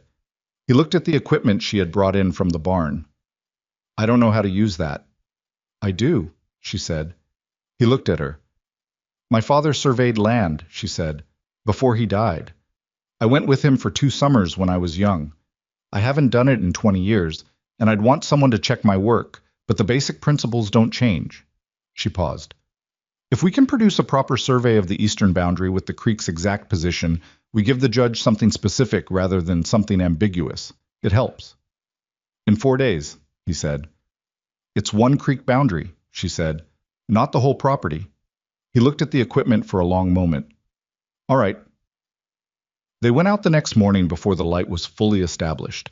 Eliza with the transit and Ethan carrying the rod, and she spent 40 minutes remembering things she had not thought about in 2 decades.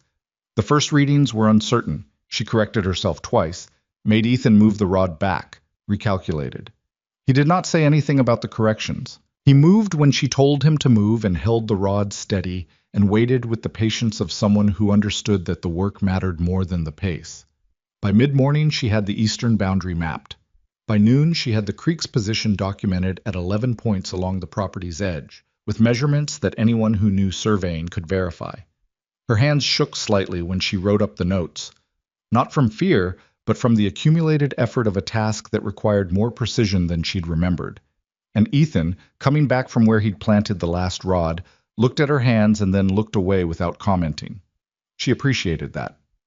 "Who checks this?" he asked. "Blaine can certify the methodology if I describe it to him.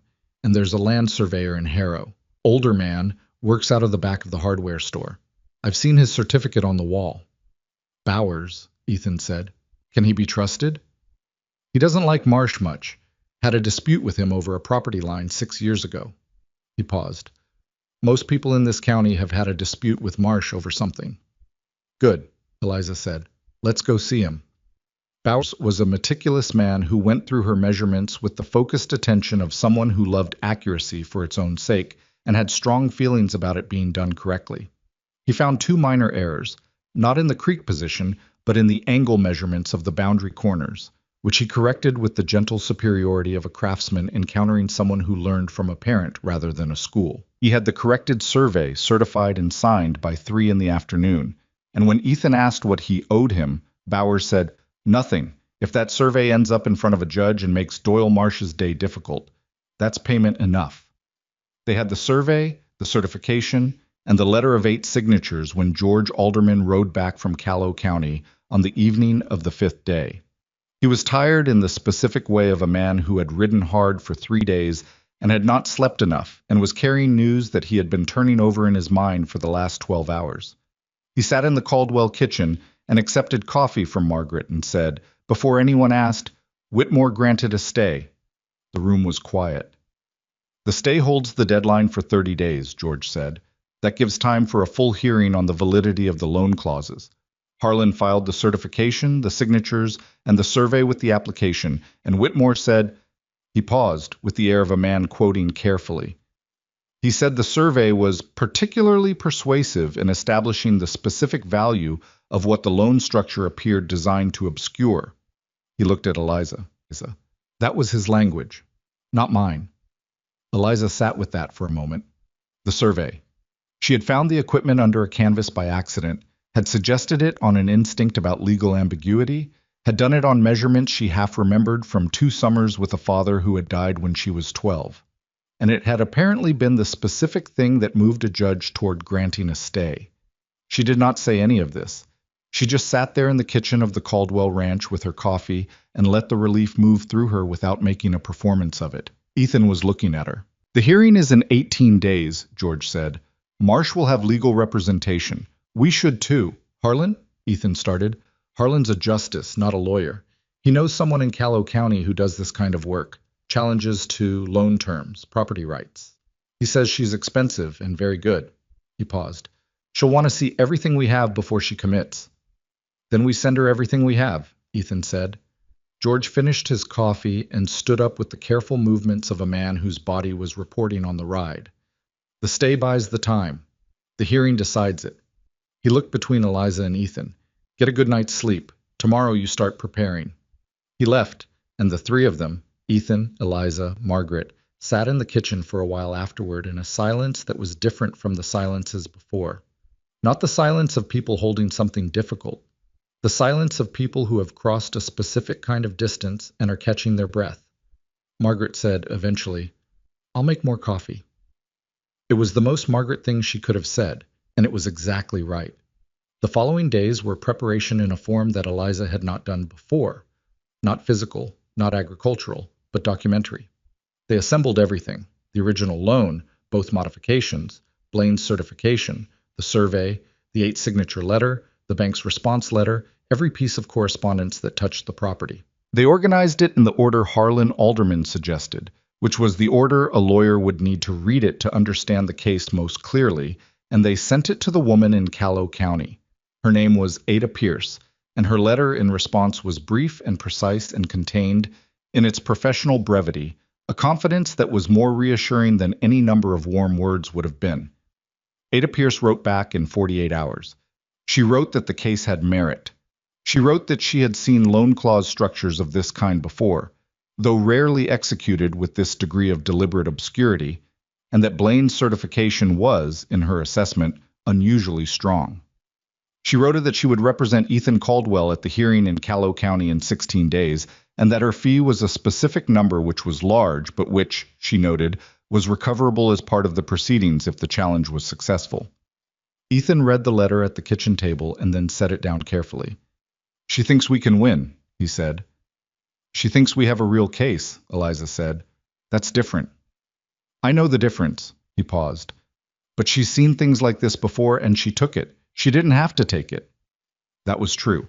It was the kind of thing that was easy to miss if you were looking at the words and not what was behind them, but Eliza had been looking at what was behind things for a long time, and she had caught it when she read the letter. 2 days before the hearing, the Fowler brothers came to the ranch. They came in the evening, unannounced, and they stood in the yard with the specific posture of men who have made a decision that cost them something and are at the stage of delivering it where they've committed but haven't quite arrived yet. The older one, his name was Chet, did the talking. "We heard about the stay," he said, "and we heard about the hearing." He looked at Ethan and then, briefly, at Eliza. "We should have signed the letter when you asked us. We know that." Ethan said, "The letter's done." "I know the letter's done. That's not why I'm here." Chet Fowler reached into his coat and produced an envelope. "We talked to Harlan Alderman this morning. He said the legal costs are real and that there's a shortfall even with the fee being recoverable on the back end." He held out the envelope. "It's not the full amount, but it's something." Ethan didn't move for a moment. Then he reached out and took the envelope. "Chet," he said. "Don't," Chet said. "We should have done it sooner. That's the end of it." He and his brother turned to leave, and then the younger one, Dale, who had not said a word, paused and looked back at Eliza. "That thing you did on the cattle drive," he said, "with the river crossing. Garrett's been talking about it." He paused. "That's the kind of thing that gets remembered out here." He walked away before she could respond, and Eliza stood in the yard and watched the Fowler brothers go, and she felt, in a way she couldn't have articulated without some effort, that something had completed a circuit. Not finished. The hearing was still coming, and the hearing was not a certainty. But something had closed that had been open, a gap between what people were and what the situation had been requiring them to be. And the closing of it had a specific sound, like the Caldwell gate swinging shut and catching properly on its hinge for the first time. She went inside and stood at the kitchen window, and outside the light was doing what fall light did in this valley, going golden and long and slightly melancholy, in the way of things that know they are changing. The garden was green against the dry yard, all its rows full now, the seeds she had planted in hope, during the worst of the uncertainty doing what seeds do, regardless of whether the circumstances around them are resolved, growing. Ethan came in behind her and stood beside her at the window, and they looked out at the same thing. 16 days, she said. 16 days, he said. She turned from the window. He was closer than she expected, which sometimes happened when neither of them was paying attention to the distance, and she had long since stopped pretending she didn't notice it. "When this is over," he said. His voice was quieter than usual, which with Ethan Caldwell meant he was saying something he had thought about a long time. "I want to talk." "About what?" He looked at her with the expression she had learned to read, the one that was not hope, but was what hope looked like in a man who had taught himself not to feel it too openly, working to become something more than a reflex to suppress. "About whether this is what it is," he said, "or something else." She held his gaze for a moment. "Ask me in 16 days, she said, "when we know." He nodded, and she could see, in the careful way he accepted it, that he understood the distinction she was making. Not reluctance, not uncertainty about what she felt, but the precise and necessary discipline of a woman who had learned not to let what she wanted interfere with what needed to be finished. She went to help Margaret with supper, and behind her she heard Ethan stand at the window for a moment longer before he moved, and the house settled around them with the quiet sound of people in it who had become, in the months since a wagon had come down a dusty track, and a woman had climbed out with $34 and a ham going bad, something that the house recognized as its own. The 16 days before the hearing did not pass quickly. That was the honest truth of it. They passed the way hard. Waiting always passes, unevenly, with some hours moving at a normal pace and others thickening into something that felt almost solid, and no reliable way to predict which kind of hour you were in until you were already through it. Eliza worked. It was still the only antidote she had, and she had stopped being self-conscious about needing it. She finished the fall planting in the outer garden rows. She repaired the storage room door that had been sticking since they arrived, which required more carpentry than she had anticipated and produced, in the process, a blister on her left palm that she wrapped with a strip of cloth and ignored. She organized the barn's tool storage into a system that would actually make sense in the dark, when you needed a specific thing quickly and couldn't afford to search for it. She did these things not because they were urgent, but because her hands needed to be doing something that had a clear result, and her mind needed the companionship of problems that could actually be solved. Ethan prepared for the hearing in his own way, which meant going through the documents again and again with the focused repetition of a man who needed to understand something thoroughly before he could trust it. Ada Pierce had sent a list of questions she would need him to be able to answer, and he worked through them at the kitchen table each evening after supper. And sometimes Eliza sat with him, and sometimes she didn't, and both arrangements were comfortable in a way that had developed gradually without either of them designing it. Margaret observed all of this with her characteristic precision and said very little, which Eliza knew meant she was saying a great deal. On the 12th day, a letter arrived from Ada Pierce. It was longer than her previous correspondence, which was itself informative. Ada Pierce was not a woman who used words beyond what a situation required. The letter said that Marcia's legal counsel had filed a counterargument asserting that the loan clauses were standard industry practice, and that Blaine's certification reflected personal bias rather than professional assessment. It said that the counterargument was not without merit on the surface, and that the hearing would require Blaine to speak to his methodology directly. It said, in its final paragraph, in language that was still controlled but contained something that might have been barely suppressed irritation, Mr. Colville's signature on the bank's original letter to your client, combined with his documented role in drafting the second loan modification, creates an evidentiary situation I find promising. I intend to subpoena the bank's internal correspondence regarding the modification process. She intended to subpoena the bank's internal correspondence. Eliza read that sentence twice and then handed the letter to Ethan. He read it. He read it again. She's going after what they said to each other when they were writing the clause, he said. If there's correspondence that shows they knew the language was designed to obscure, then it's not a mistake in drafting, he said. It's intent. Yes. He set the letter down on the table. Outside, a wind moved through the yard and the garden, and the sound of it through the gap under the door was the particular sound of fall establishing itself in a place where seasons mattered. She's better than I expected, he said. She took the case because she thought she could win it, Eliza said, not because she needed the work. He looked at her. You knew that when you read her first letter. I thought it was probable. He made a sound. Not the almost laugh, something quieter, more tired, more genuine. What else do you think is probable that you haven't told me? She considered the question seriously, because it deserved seriousness. I think it's probable that the hearing goes better than expected and worse than we hope. I think it's probable that Marcia's lawyer is very good and will make things uncomfortable. I think it's probable that Blaine will hold up under that discomfort because he's been sitting on his anger about this for 2 years, and anger, when it's cold and specific, is more durable than most things. She paused. I think it's probable that we win. Not certain. Probable. He was quiet for a moment. That's more than I had 4 months ago. Yes, she said. It is. The night before they left for Calhoun County, Eliza could not sleep. This was not unusual for her before significant things, but this night had a different quality to it. Less the restlessness of anxiety, and more the wakefulness of a person who is aware, consciously and specifically, that they are standing at a threshold that will move the story into whatever comes next, and who wants to be present for that awareness rather than asleep through it. She got up quietly and went to the kitchen and made tea, because it was too late for coffee and too early for anything else. And she sat at the table in the dark with the cup warm in her hands. and she thought about the woman who had ridden out of Millhaven 4 months ago with $34 and a wool blanket that smelled like cedar, and the specific, devastating certainty that her life as she had known it was finished. That woman had been right, as it turned out. The life as she had known it was finished. But the thing she hadn't understood, sitting in the back of the wagon watching the scrub grass flatten in the wind, was that finished and over were not the same thing. Finished meant the previous version had run its course. It said nothing about what came after. She had come to this ranch expecting to earn her place, which was what Ethan had offered and what she had agreed to, and she had done that.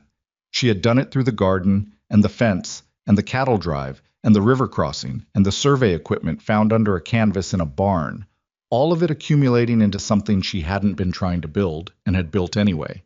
The way you sometimes build the most real things, not by planning them, but by doing the next necessary thing with enough care that the shape emerges on its own. She heard footsteps on the stairs, and was not surprised when Ethan appeared in the kitchen doorway. He had the look of a man who had been awake for some time and had stopped pretending to be asleep. "Tea?" she said. "Sure." She'd made him a cup, and he sat across the table from her, and they were quiet together in the way they had gotten quiet together, which was comfortable without being resigned to itself. Outside, the night was clear and cold, with the kind of stars that only showed themselves when the air had enough chill in it to sharpen everything. "I've been thinking," Ethan said, after a while, "about tomorrow. About all of it." He wrapped his hands around the cup. "About what this place was like 4 months ago, before you came." He paused. "I was losing. Not just the money. I was losing myself, a little. Working, but not believing in the work. Going through the motions of a life that had run out of reasons." He looked at the cup rather than at her, which was the kind of honesty that required not looking directly at the person you were being honest with. "I didn't know that until something changed, and then I couldn't not know it." Eliza held her cup and did not say anything, because this was the kind of thing that needed room to finish itself.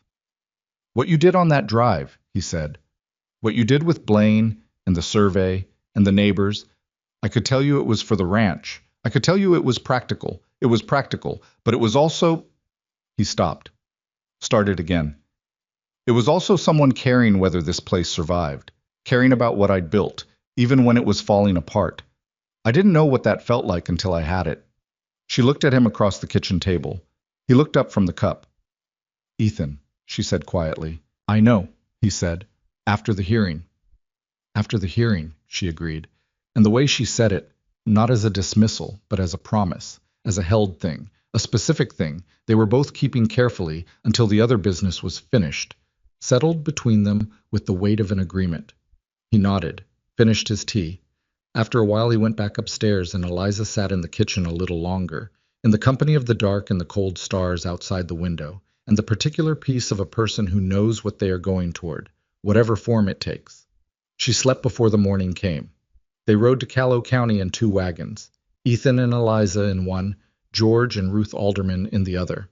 Blaine had already gone ahead the day before, which he had communicated through the errand boy with his customary economy. The Fowler brothers had sent word they would attend. Clara Petch had sent a letter with George Alderman that she hoped would be useful, which Ada Pierce had already read and incorporated into the case in a way she described in a brief note as helping to establish community impact. The hearing was not in a courthouse. Callow County's courthouse was under repair after a fire the previous spring, and the proceedings were held in the largest room of the Callow County Hotel, which had been cleared of its normal furniture and arranged with a long table at the front for the judge and his recorder, and a set of chairs in rows facing it. It smelled of pine resin and old carpets, and the particular tension of a space where something important was about to happen. Judge Whitmore was smaller than Eliza had imagined, which was a thing she had learned to stop being surprised by. The people who hold the most authority are rarely the largest people in the room. He was in his 60s, with white hair and a judge's deliberate absence of readable expression, the cultivated neutrality of a man who had trained himself over decades to hear things and respond to the law rather than his feelings.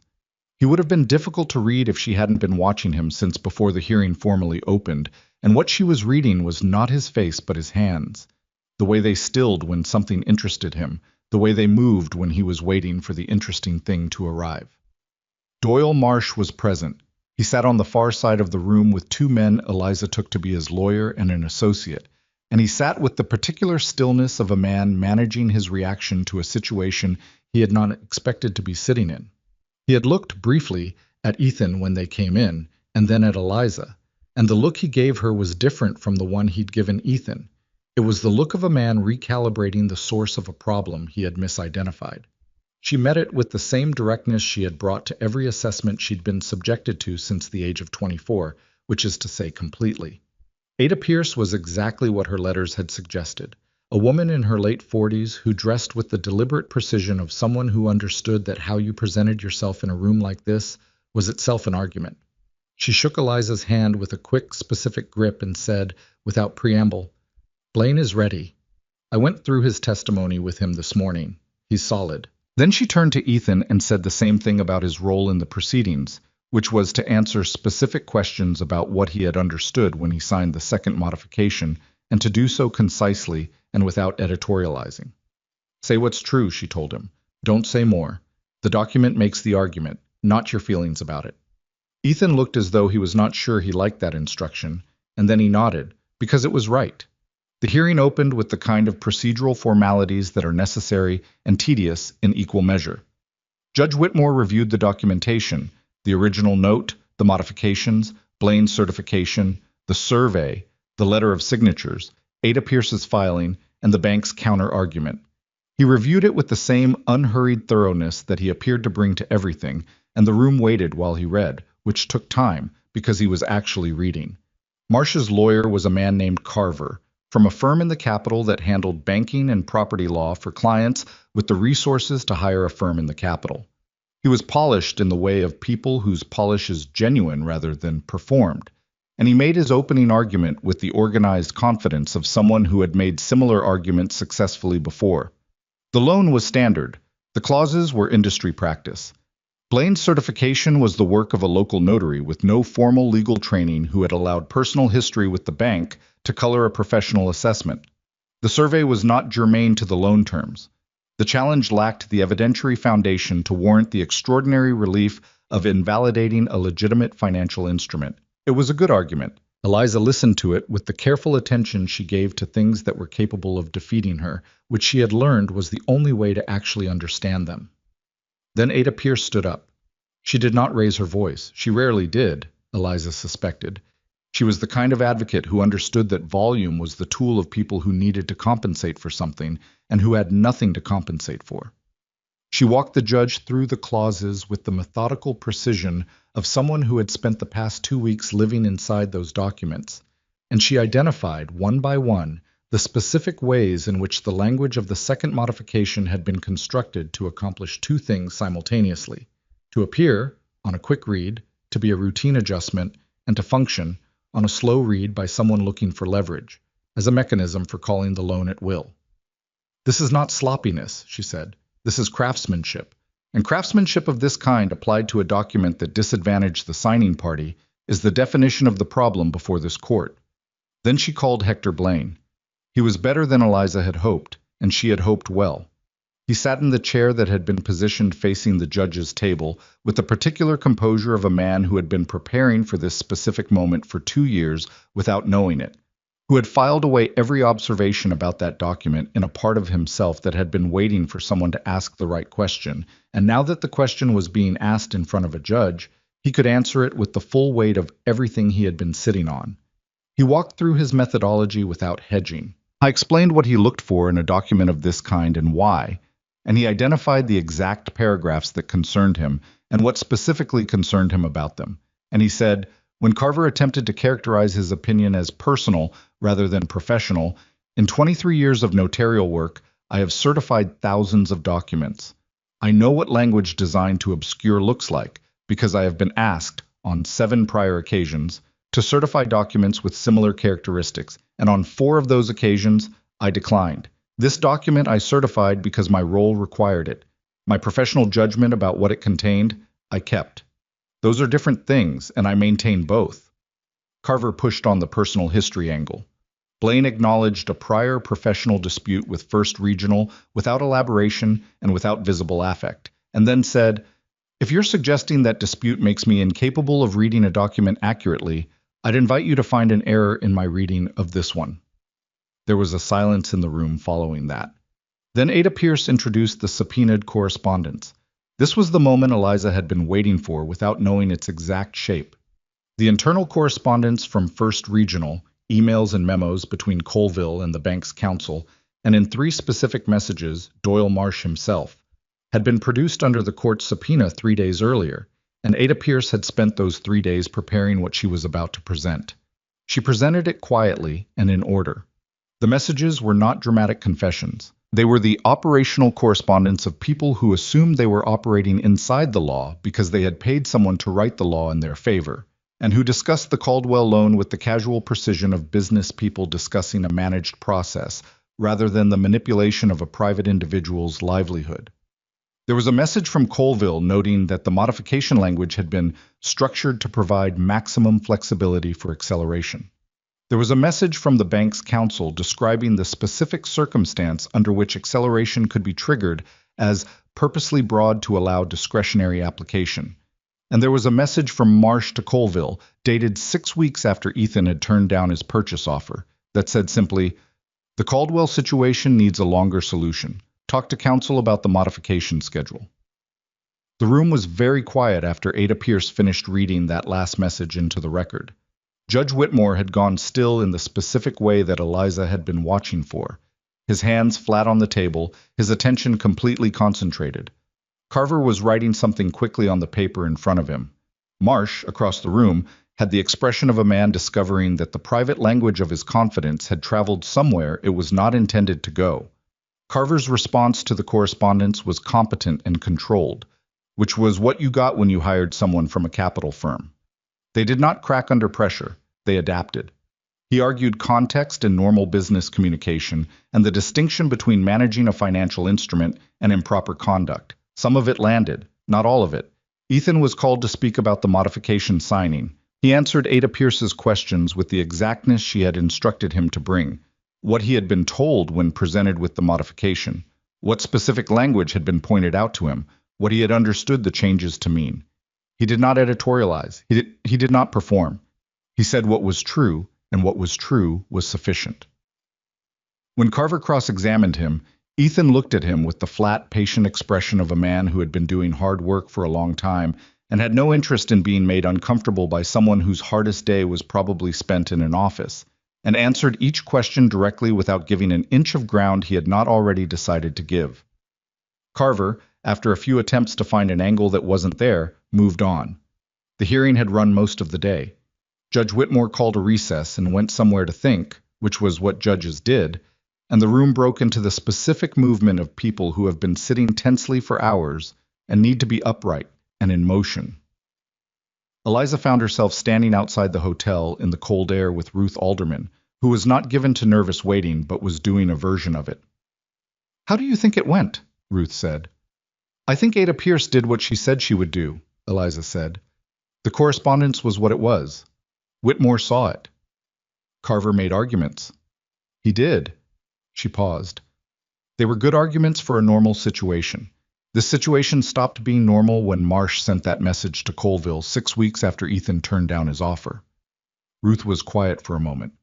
"If this goes the wrong way, then we find another way," Eliza said. "But I don't think it's going the wrong way." She said it with the particular steadiness of someone who has run out of the luxury of doubt, not because certainty had replaced it, but because there was no more time for it. And the steadiness was a choice rather than a feeling. She had learned that distinction on a cattle drive in the rain, cooking for 22 men on a fire that wouldn't stay lit, and she had not unlearned it since. George Alderman came out of the hotel door and said Whitmore was back. They went inside. Judge Whitmore sat at the table with the same collected expression he had maintained throughout the day, and he spoke for approximately 12 minutes, and what he said was this. The evidentiary record established, in his assessment, that the loan modification clauses at issue had been drafted with the deliberate intent to create conditions for accelerated repayment that were not disclosed to the borrower in good faith. The internal correspondence of First Regional Bank confirmed that the motivation for the modification structure was not sound banking practice, but the commercial interest of a third party in acquiring the subject property. The certification of Hector Blaine, reviewed against the documents themselves, was credible and professionally grounded, and the cross-examination had not produced credible challenge to its substance. The survey of the eastern boundary established the specific value of the water rights at issue, which further supported the conclusion that the loan terms were structured with a specific acquisition goal rather than standard lending practice. The clauses in question were unenforceable. The outstanding loan balance, recalculated according to the terms of the original note without the fraudulent modifications, would be repaid according to the original schedule. First Regional Bank was ordered to provide a recalculated repayment schedule to Ethan Caldwell within 30 days. The legal fees incurred by Caldwell in this proceeding were recoverable from First Regional. He said all of this in the level, precise tone of a man who had thought carefully about what the law required and was now telling the room what it was. And when he finished, there was a moment of complete stillness before the room found its voice again, the way rooms do when something has been decided that was genuinely uncertain. Ethan sat in his chair without moving for a moment. His hands were on his knees, and he was looking at the table in front of him, and his face had the expression of a man absorbing something that is real, but that some part of him is still waiting to believe. Eliza sat beside him and did not touch him or speak, because this moment belonged to him and to the land and to however many years he had been working it alone, and it needed to be his before it was anything else. Then Ethan Caldwell raised his head and exhaled very slowly, and his shoulders did something she had never seen them do before. They let go. Not dramatically, not in a way that would have been visible to anyone not watching closely. But she was watching closely, and she saw it, and she recognized it as the release of something that had been held for a very long time. Marsh had already left the room. She didn't see him go. She only noticed afterward that he was gone, which was fitting in a way. Men like Marsh arrived with ceremony, and left when the ceremony stopped serving them. Carver was speaking to Ada Pierce at the front of the room with the professional civility of opposing lawyers who have finished their work and are now simply colleagues in a hallway, and Ada Pierce was responding with the same professional civility, and it was remarkably mundane for the end of something that had mattered enormously, which was also fitting. The important things rarely ended with the fire they carried in the middle. George Alderman shook Ethan's hand with both of his, the same gesture he'd used with Eliza weeks before, and Ruth Alderman put her arms around Eliza briefly and firmly, which was not a thing Ruth Alderman did lightly, and Eliza received it with the honest surprise of someone who had not been embraced by a woman who was not her mother in a very long time. Blaine found her before they left. He was putting on his coat in the corner of the room with the methodical care he brought to everything, and he paused when she approached, and she said simply, "Thank you. What you did in there, I know what it cost." He looked at her. "It cost less than doing nothing would have," he said. "I want you to understand that. 2 years of doing nothing cost more than this did." He put on his hat. "Besides, I was right. Being right and saying nothing about it is not something I'm going to do twice." She watched him walk out of the room, and she thought about what it meant to be right for 2 years and have no occasion to say so and to carry that specific weight. And she thought about all the things she had been right about over the years that she had carried similarly, without occasion. And she felt something for Hector Blaine that she had not expected, a kind of recognition, the kind that crosses the ordinary categories of acquaintance. Ada Pierce caught her at the door. "You found the survey equipment," she said. It was not a question. "Under a canvas in the barn." "It made the difference," Ada said. "Not the only thing, but the specific thing that showed Whitmore the concrete value of what Marsh was after. It made the whole story visible in a way that documents alone don't always manage." She paused. "You didn't have a legal background. How did you know to do it?" "I didn't know," Eliza said. "I knew the water rights were the real issue. I knew ambiguity was a problem in a legal proceeding. I had a father who surveyed." She paused. "Most useful things are a combination of knowing something and happening to have what you need." Ada Pierce looked at her with an expression that was not entirely professional, something more personal in it, more direct. "If you ever find yourself looking for different work," she said, "I could use someone who combines those things." Eliza smiled. It was the real kind, the one that started somewhere behind her eyes. "I'll remember that," she said. "I don't think I'll be looking." Ada Pierce nodded once, with the quick, specific acknowledgement of someone who understood exactly what that meant and went to speak to the judge's recorder. The ride back to the Caldwell Ranch took the better part of 2 days. They stopped for the night in a town small enough that it had one inn and ate a supper that was undistinguished and sufficient, and the four of them, Ethan, Eliza, George, Ruth, sat at the table for a while after eating in the particular companionship of people who have been through something together and don't need to talk about it continuously to feel its weight. George talked about his property, what this meant for the Eastern Creek, what the downstream implications were for the other families. Ruth talked about Clara Petch, who had called the outcome before it happened with the confidence of someone who had made her calculations early and had not revised them. Ethan said relatively little, which was his nature, but the silence he brought to the table was not the silence of a man closed off. It was the silence of a man present and listening, which was a different thing and one that Eliza had come to understand took some people a long time to learn to distinguish. She slept that night without difficulty for the first time in 2 weeks. They came back to the ranch on an afternoon that had gone cold and clear in the way of deep fall. The sky a specific shade of blue that only existed after the heat was entirely gone.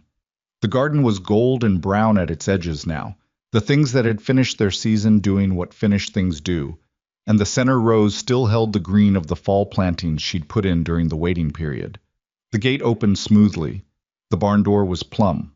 The house stood the way it had always stood, in its good timber bones, but it stood differently now. Not differently in fact, but differently in what she knew when she looked at it, which amounted to the same thing. Margaret was in the kitchen when they came in. She heard the wagon and came to the door and looked at their faces.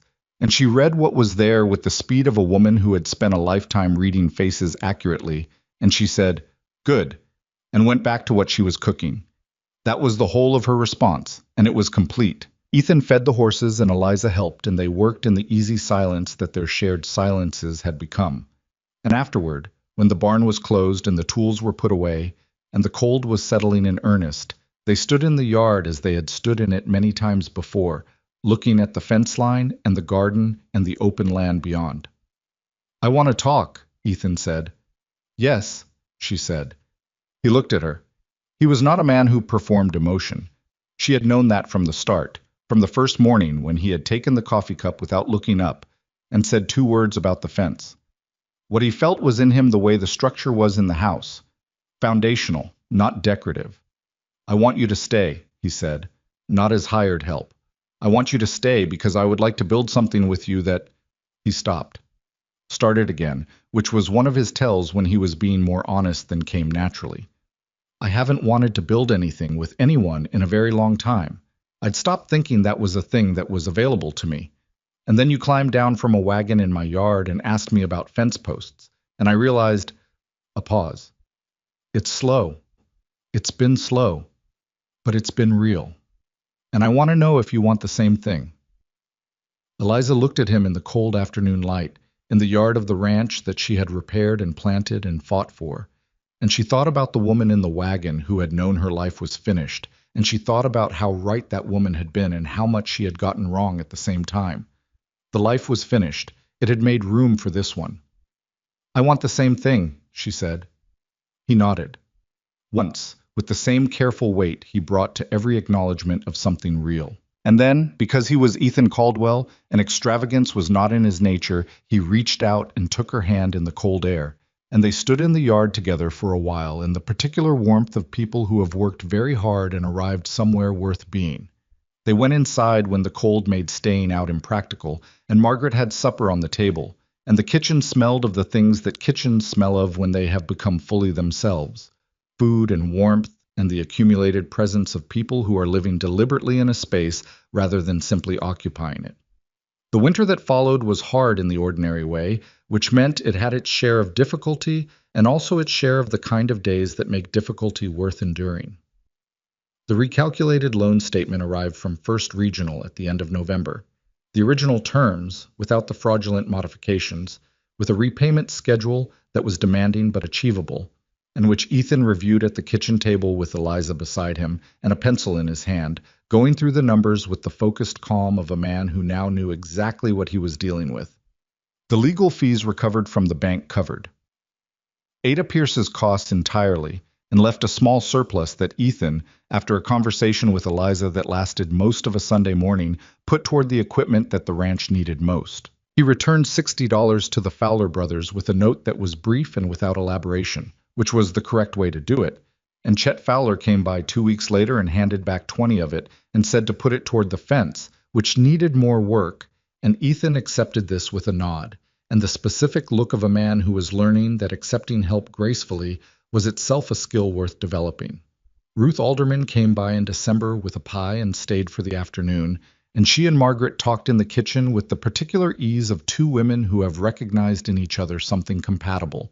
And Eliza sat with them for part of it and did other things for the rest, and felt, each time she passed through the kitchen, the warmth of a house that had filled itself with people rather than being filled by them. Doyle Marsh did not disappear from the county. Men like Doyle Marsh do not disappear from counties. He remained, and he still had money and interests and the specific social weight that money and interests produce. But the shape of what he could do had changed. The internal correspondence that Ada Pierce had entered into the record was not sealed. It was public, in the way that court records are public. And while most people would never read it, the people in this county who mattered to the situation had read it or had been told about it by someone who had. What had been known informally and privately, that Marsh was a man who shaped the instruments of commerce to serve his own ends, was now documented. Documentation is not the same as justice, but it is different from silence, and the difference matters more than people who have never depended on it can fully understand. There were people in Harrow who warmed to Eliza more quickly than she had expected after the hearing, and people who stayed exactly as they had been, and a few who had been cool, who stayed cool out of loyalty to Marsh, or out of the simple human capacity to resist revising an opinion you have held for a long time. She accepted all three categories with the equanimity of a woman who had stopped needing universal approval some years back and had not missed it significantly. She was not the topic of conversation she had been when she arrived. She was becoming, slowly and without ceremony, simply a person who lived and worked in the county, which was what she had wanted and which was more valuable than it sounded. The spring planting was the one she was most proud of in the end. Not because it was the largest or the most impressive, it wasn't by any measure a farmer would apply, but because it was the first one where the planting had been done in winter, in advance, with the specific knowledge of what the soil wanted in each section of the garden and what the growing season in this valley allowed. She and Ethan had spent evenings at the kitchen table with seed catalogs and a map of the garden she'd drawn herself, arguing pleasantly about the merits of specific varieties and the allocation of space, and Margaret had occasionally contributed an opinion from across the room without looking up from her mending, and those evenings had the quality of something she had not known she was looking for until she was inside it, the ordinary substance of a life shared with people who were paying attention. The garden that spring produced more than the ranch needed, which was not an accident. Eliza had planned it deliberately, surplus that could be shared with the families who had signed the letter, who had taken a risk in a hard season and deserved to benefit from what that risk had helped protect. She drove the surplus out to 4 properties in a wagon on a May afternoon that was the kind of mild and golden that makes you grateful the winter was as hard as it was, because you wouldn't be able to feel the contrast otherwise. Ruth Alderman stood in her doorway and looked at the wagon and said, "You didn't have to do this." And Eliza said, "I know." And that was the whole conversation, and it was enough. It is worth saying something in the end about what this kind of story asks of you. Not as a lesson, because lessons handed to you by someone else rarely stick the way the ones you earn do, but as an observation from the outside of it. Eliza Hale was not a remarkable person in the ways that tend to get noticed. She was not beautiful in the way stories usually require, not dramatic in her suffering, not possessed of any unusual gift that set her apart from the ordinary run of human beings trying to make something of the material they'd been given. What she had was simpler and harder than a gift. She had the capacity to do the next necessary thing, again and again, in conditions that gave her every reason not to. She had the capacity to let people matter to her without requiring them to be more than they were. And she had, somewhere under all of it, the stubborn and occasionally inconvenient conviction that she was not finished until she decided she was, that no person and no institution and no accumulation of failure had the authority to make that determination on her behalf. That is not a lesson. It is just what she was and what she chose to keep being, which is sometimes the hardest version of the same thing. On a morning in late spring, Eliza stood at the kitchen window in the early light with her coffee and looked at the garden and the fence and the yard and the land beyond it, opening up into the valley, green in the way it only got for a few weeks a year before the summer turned it back toward gold. The gate was open because Ethan had gone out early to check the south pasture and had not come back yet. The coffee was the way she made it, which was stronger than Ethan preferred and which he drank anyway. The kitchen behind her had the warm smell of morning in a house that was lived in, and somewhere above her she could hear her mother's careful steps on the floor of the room that had become, over the past months, more home than the house in Millhaven had been in 20 years. She thought, briefly, and without the pain it used to carry, about Victor Hale pointing toward the road with a lantern. She thought about the wagon, and the wool blanket, and the $34, and the ham going bad in the cloth.